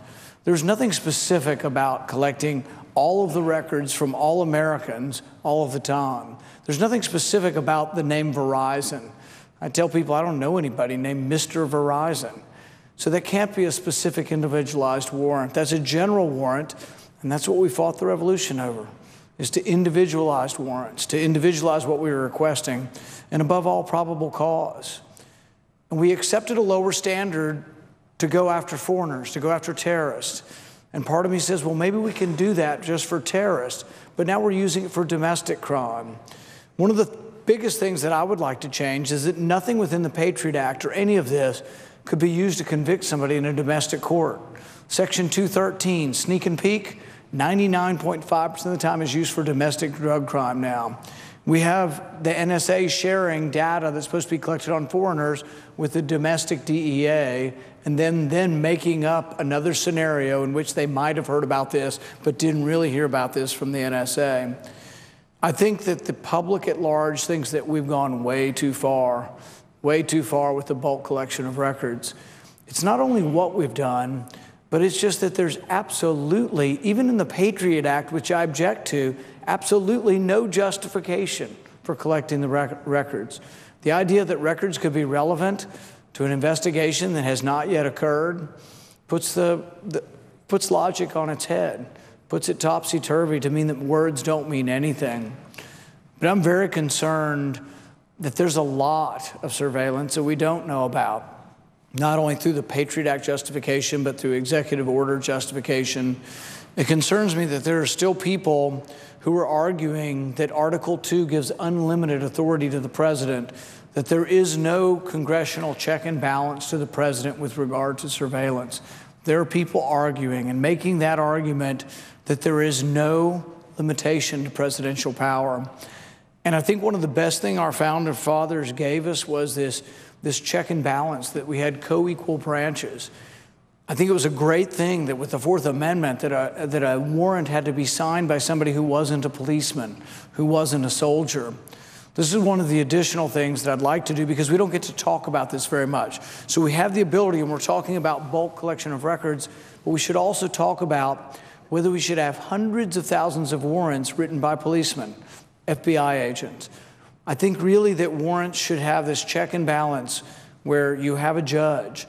And there's something that is so civilizing and something that levels the playing field and keeps abuse from happening, that a policeman tonight in D.C. that is in front of a house and wants to go in is calling someone who's not in hot pursuit, who hasn't just had a physical altercation with the people they're chasing, someone who is dispassionate and unconnected to the heat of the crime, is going to give the permission for those policemen to go into a house.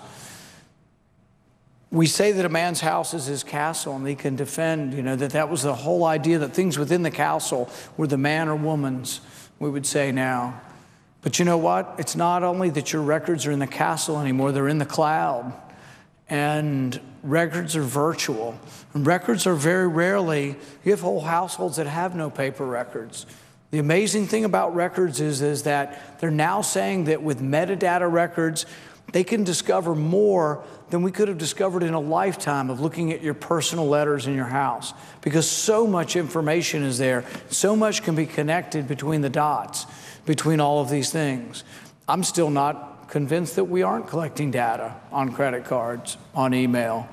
I think that some of this is done through the executive order that most of us are not privy to. The only people that know anything about the executive order 12333 and what they're doing on it are people on the Intelligence Committee. I'm not convinced that we aren't collecting email data.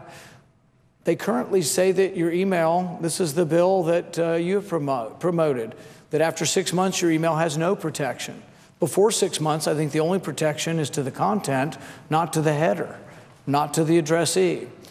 We currently have the opinion we desperately need the Supreme Court to rule on this. We have the Smith versus Maryland decision, which was in the pre-modern age as far as data goes and as far as your papers being held.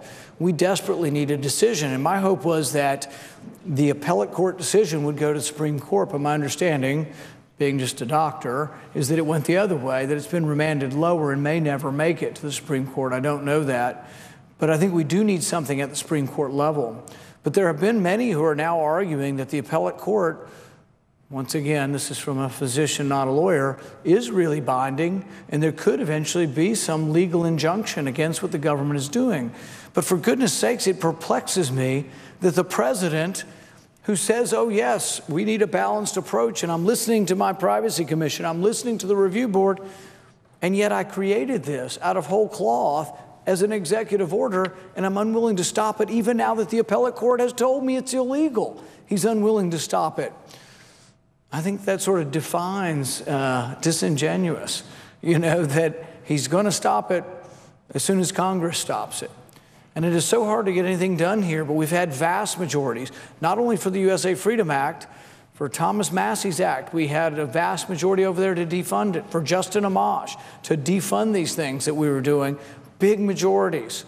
But it's another evidence that the Senate is further distant from the people, that the House is closer and they're hearing the message stronger.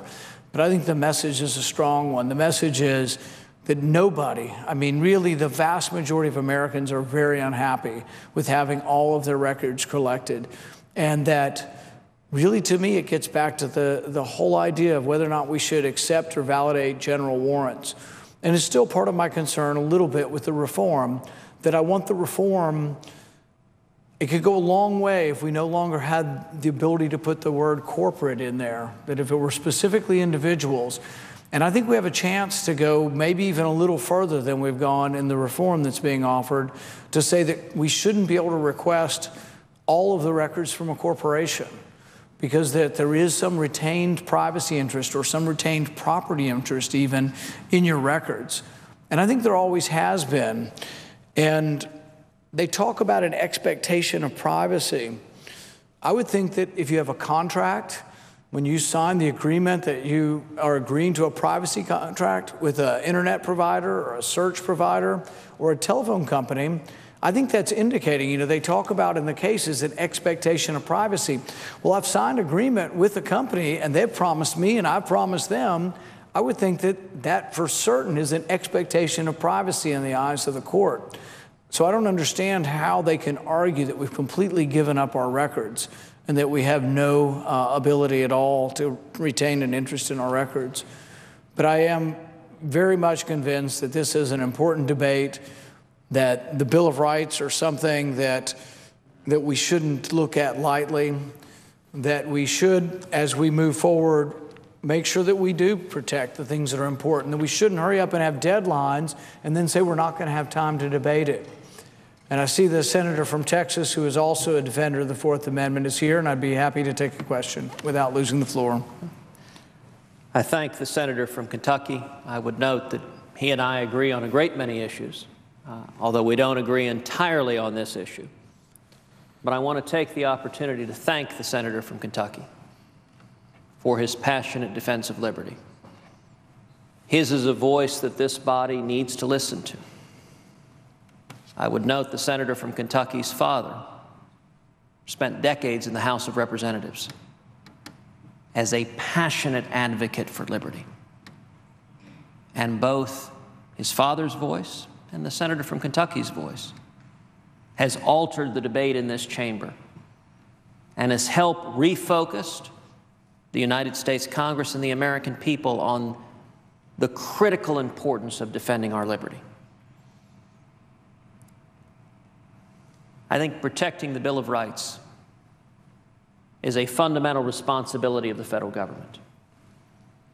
And it is heartbreaking over the last 6 years that we have seen a federal government that not only fails to protect the Bill of Rights, but that routinely violates the constitutional liberties of American citizens, routinely violates the Bill of Rights.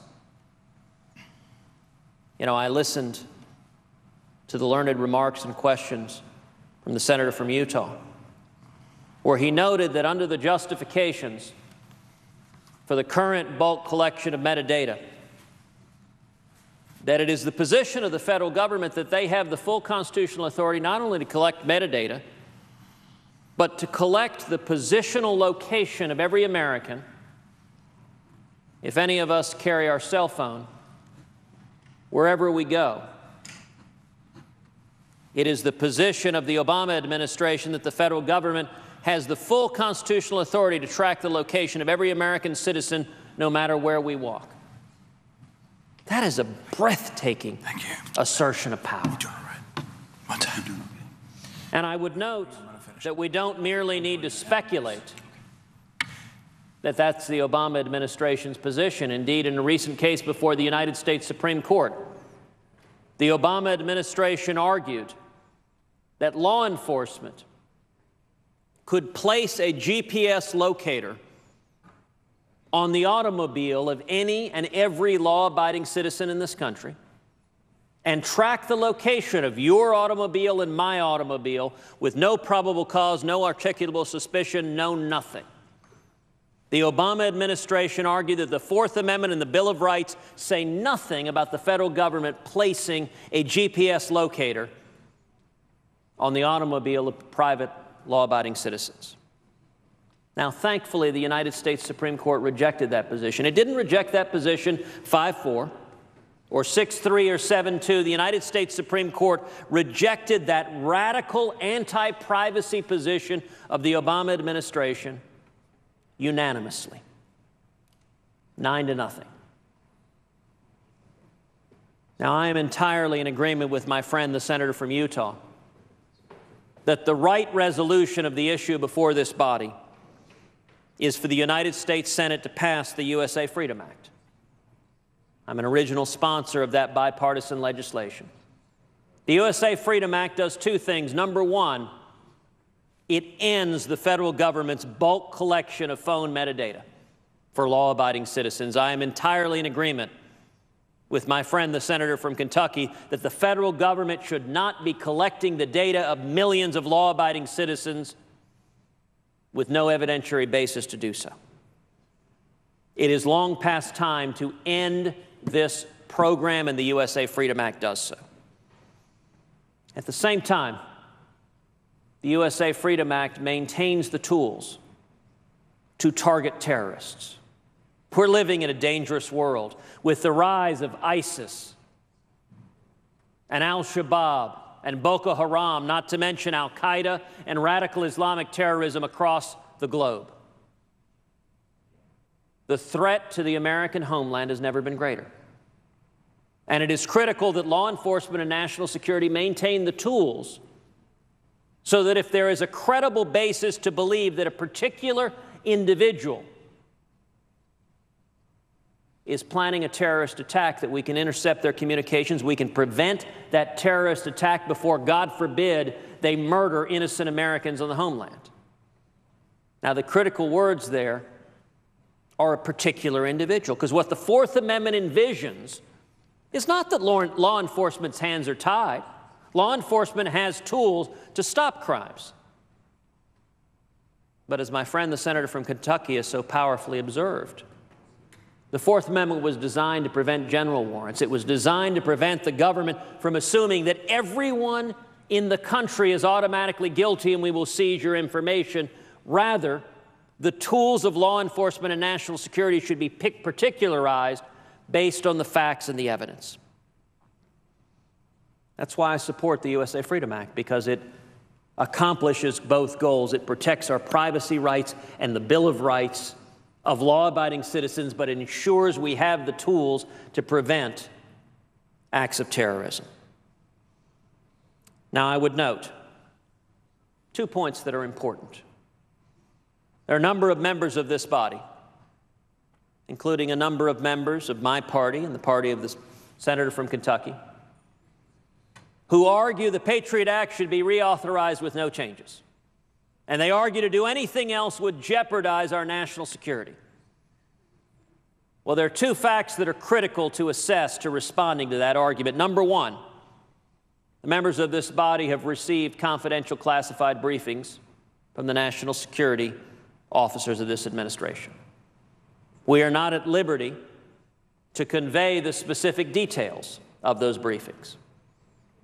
But the members of this body have been told, number one, that the USA Freedom Act would provide effective tools so that we could prevent acts of terrorism. And indeed, they've gone further to say that it is entirely possible that under the USA Freedom Act, the national security team would have more effective tools to stop actual terrorists than they do today under the bulk metadata collection of law-abiding citizens. That's worth underscoring. The national security professionals advising this body have said the USA Freedom Act could well be more effective in providing the tools to stop terrorists than the current status quo. That argument needs to sit in for everyone arguing we've got to maintain the status quo to stop terrorism. If it is the case, as we have been told, that the USA Freedom Act could be more effective, that argument suddenly falls to the ground. And secondly, I address my friends in the Republican Party who would prefer to reauthorize the Patriot Act, even if that is their preference. It is abundantly clear that a clean reauthorization of the Patriot Act ain't passing this body, and it certainly ain't passing the House of Representatives. I would note that the USA Freedom Act passed the House of Representatives 338 to 88. It wasn't a narrow victory. It was overwhelming. So even if members of this body would prefer to reauthorize the Patriot Act in its entirety, the votes ain't there. So the choice they face is letting it expire altogether, losing the tools we have to prevent real terrorists from carrying out active terrorism, or accepting a common-sense middle ground that vigorously protects the Bill of Rights while maintaining the tools to target the bad guys. Now, I will say this. With my friend, the senator from Kentucky, I entirely agree that he is fully entitled to introduce his amendments to that bill, that this body should engage in a full and open debate considering amendments, and the senator from Kentucky should be able to propose reasonable common sense improvements to the U.S.A. Freedom Act. We ought to debate them on the merits in a full and open process. There was a time not too long ago when this body was called the world's greatest deliberative body. Debate is what we're supposed to do on the merits. And if the defenders of the Patriot Act right now are so confident of their position, they should be prepared to debate the senator from Kentucky on the merits, to debate each of the members of this body on the merits, and to arrive at the right policy that both protects our constitutional rights and ensures we have all the tools we need to protect the safety of American citizens against active terrorism. Now, I will note, standing here with the senator from Kentucky, with the senator from Utah at 11:40 p.m., I'm reminded of the movie The Blues Brothers, saying, "Jake, we got to get the band back together again." I'm reminded of previous evenings, standing here with this same band of brothers in the wee hours of the morn. And I'll make a couple of final observations in this question. The first is, the very first time I ever spoke on the Senate floor, when I was a brand new freshman senator, was during the last time the senator from Kentucky was filibustering. Senator Rand Paul was filibustering against the Obama administration's policy of uncontrolled drone strikes and the refusal of the Obama administration to acknowledge that the Constitution prohibits the federal government from using a drone to target a United States citizen with lethal force if that citizen does not pose an imminent threat on U.S. soil. When the senator from Kentucky began that filibuster that morning, he had asked if I might come out and support him, and I had told him at the time, as a newbie in this body, that I wanted to respect the institutions of the Senate, which include the tradition that freshman senators should stay quiet for a number of months before speaking. So initially I said, no, I'm not going to come down. It's not yet time for me to speak on the Senate floor, and yet he stood there, and 1 hour and 2 hours passed. I could not stand back without joining him in that support, in that epic fight. That time, I'm reminded, it was an anniversary of the Battle of the Alamo, so I had the opportunity to read to my friend William Barrett Travis's letter from the Alamo, and to give him the encouragement of Texans who gave their lives in defense of liberty. And indeed, at the time, to read tweets that were sent in support of the senator from Kentucky. And I've said many times, I will go to my grave in debt to Senator Rand Paul that the first opportunity I had to speak on the Senate floor was in support of his epic filibuster. I would also note that following that filibuster, Senator Paul gave me two pieces of advice, both of which proved very helpful for a filibuster I was to do of my own several months later. Advice number one, he said, was wear comfortable shoes. And I would note Senator Paul observed that the last time he did that, he didn't follow this advice. He hadn't planned to speak as long as he had. He told me his feet hurt for 2 weeks. And I will confess it was to my great shame. I'm wearing today my argument boots, which I wear every day on the Senate floor. But when I filibustered on Obamacare, I shamefully left my boots in the closet and went and purchased black tennis shoes. And as the hours wore on, I was very, very grateful that I had abided by Senator Paul's good advice and wore the tennis shoes. And I would note, as I'm sitting here today, that the good senator is wearing tennis shoes today, so I'm glad to see that he follows his own advice, and I have no doubt that his calves and thighs will thank him tonight in the morning. The second bit of advice Senator Paul gave me was drink very, very little water. Now, that was advice he acknowledged likewise he had not followed in his own filibuster. And I will note, not too long ago, I was sitting in the president's chair presiding, and the entire hour I was there was a glass of water on Senator Paul's desk, and he did not drink a sip of it. I would note that was advice I endeavored to follow. It was good advice, and I'm glad to see my friend is following it as well. This is an exceptionally important issue that this body should be focused on, the responsibility to protect the Bill of Rights and the constitutional rights of every American.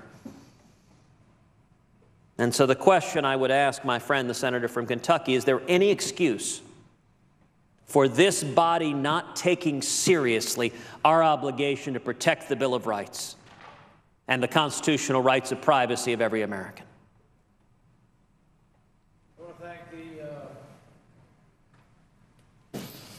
I want to thank the senator from Texas for joining in the battle to defend the Bill of Rights and the Fourth Amendment, and I know he's sincere in that approach.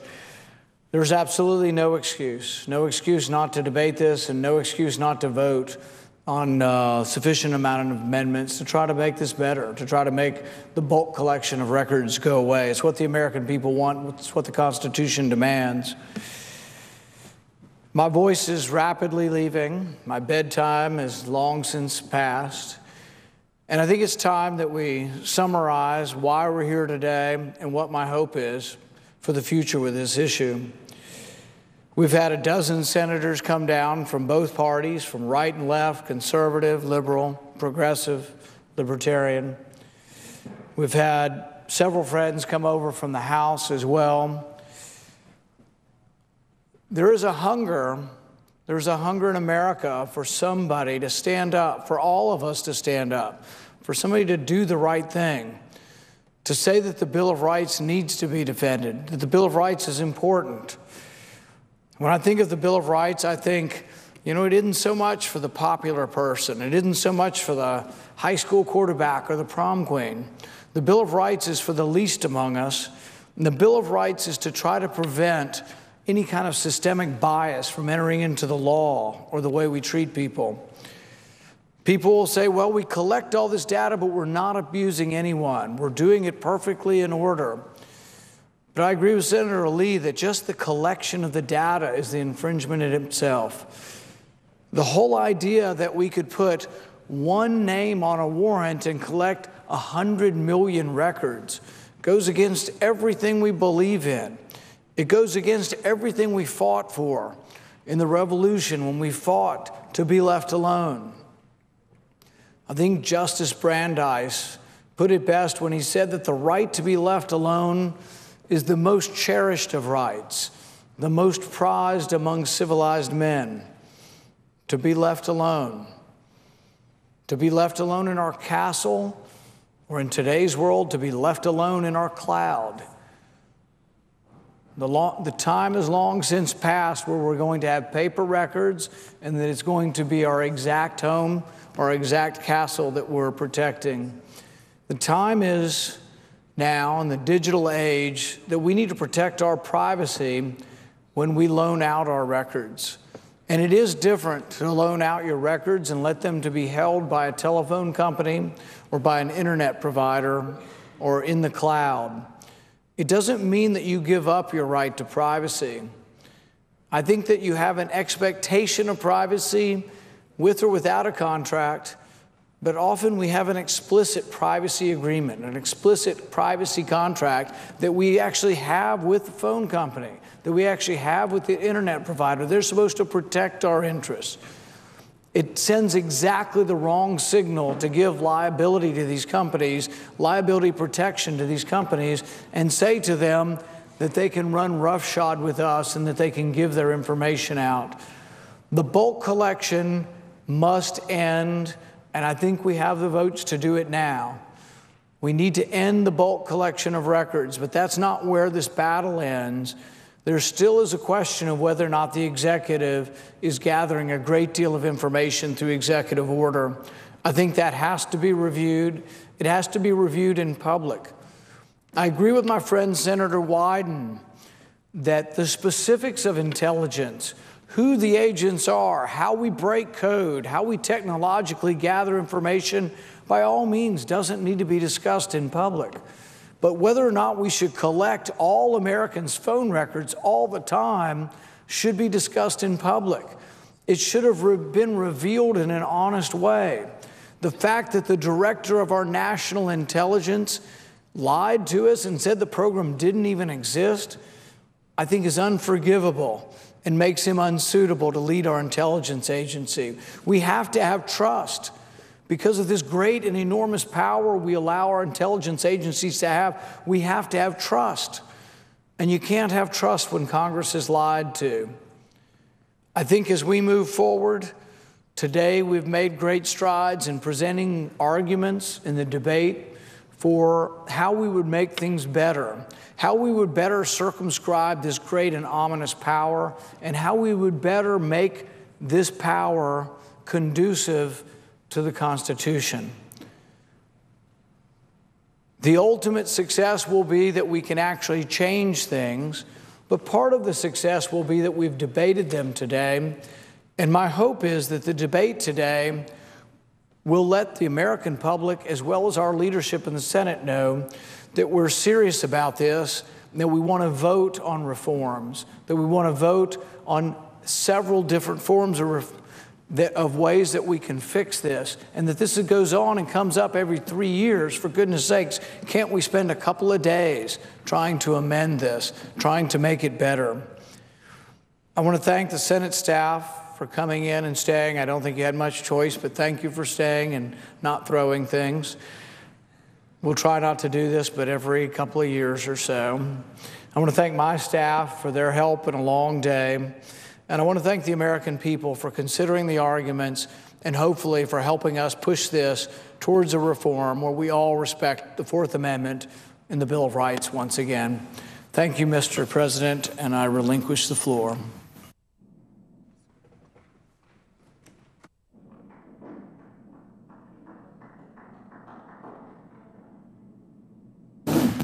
Mr. President, I notice the absence of a quorum. Clerk will call the roll. Mr. Alexander.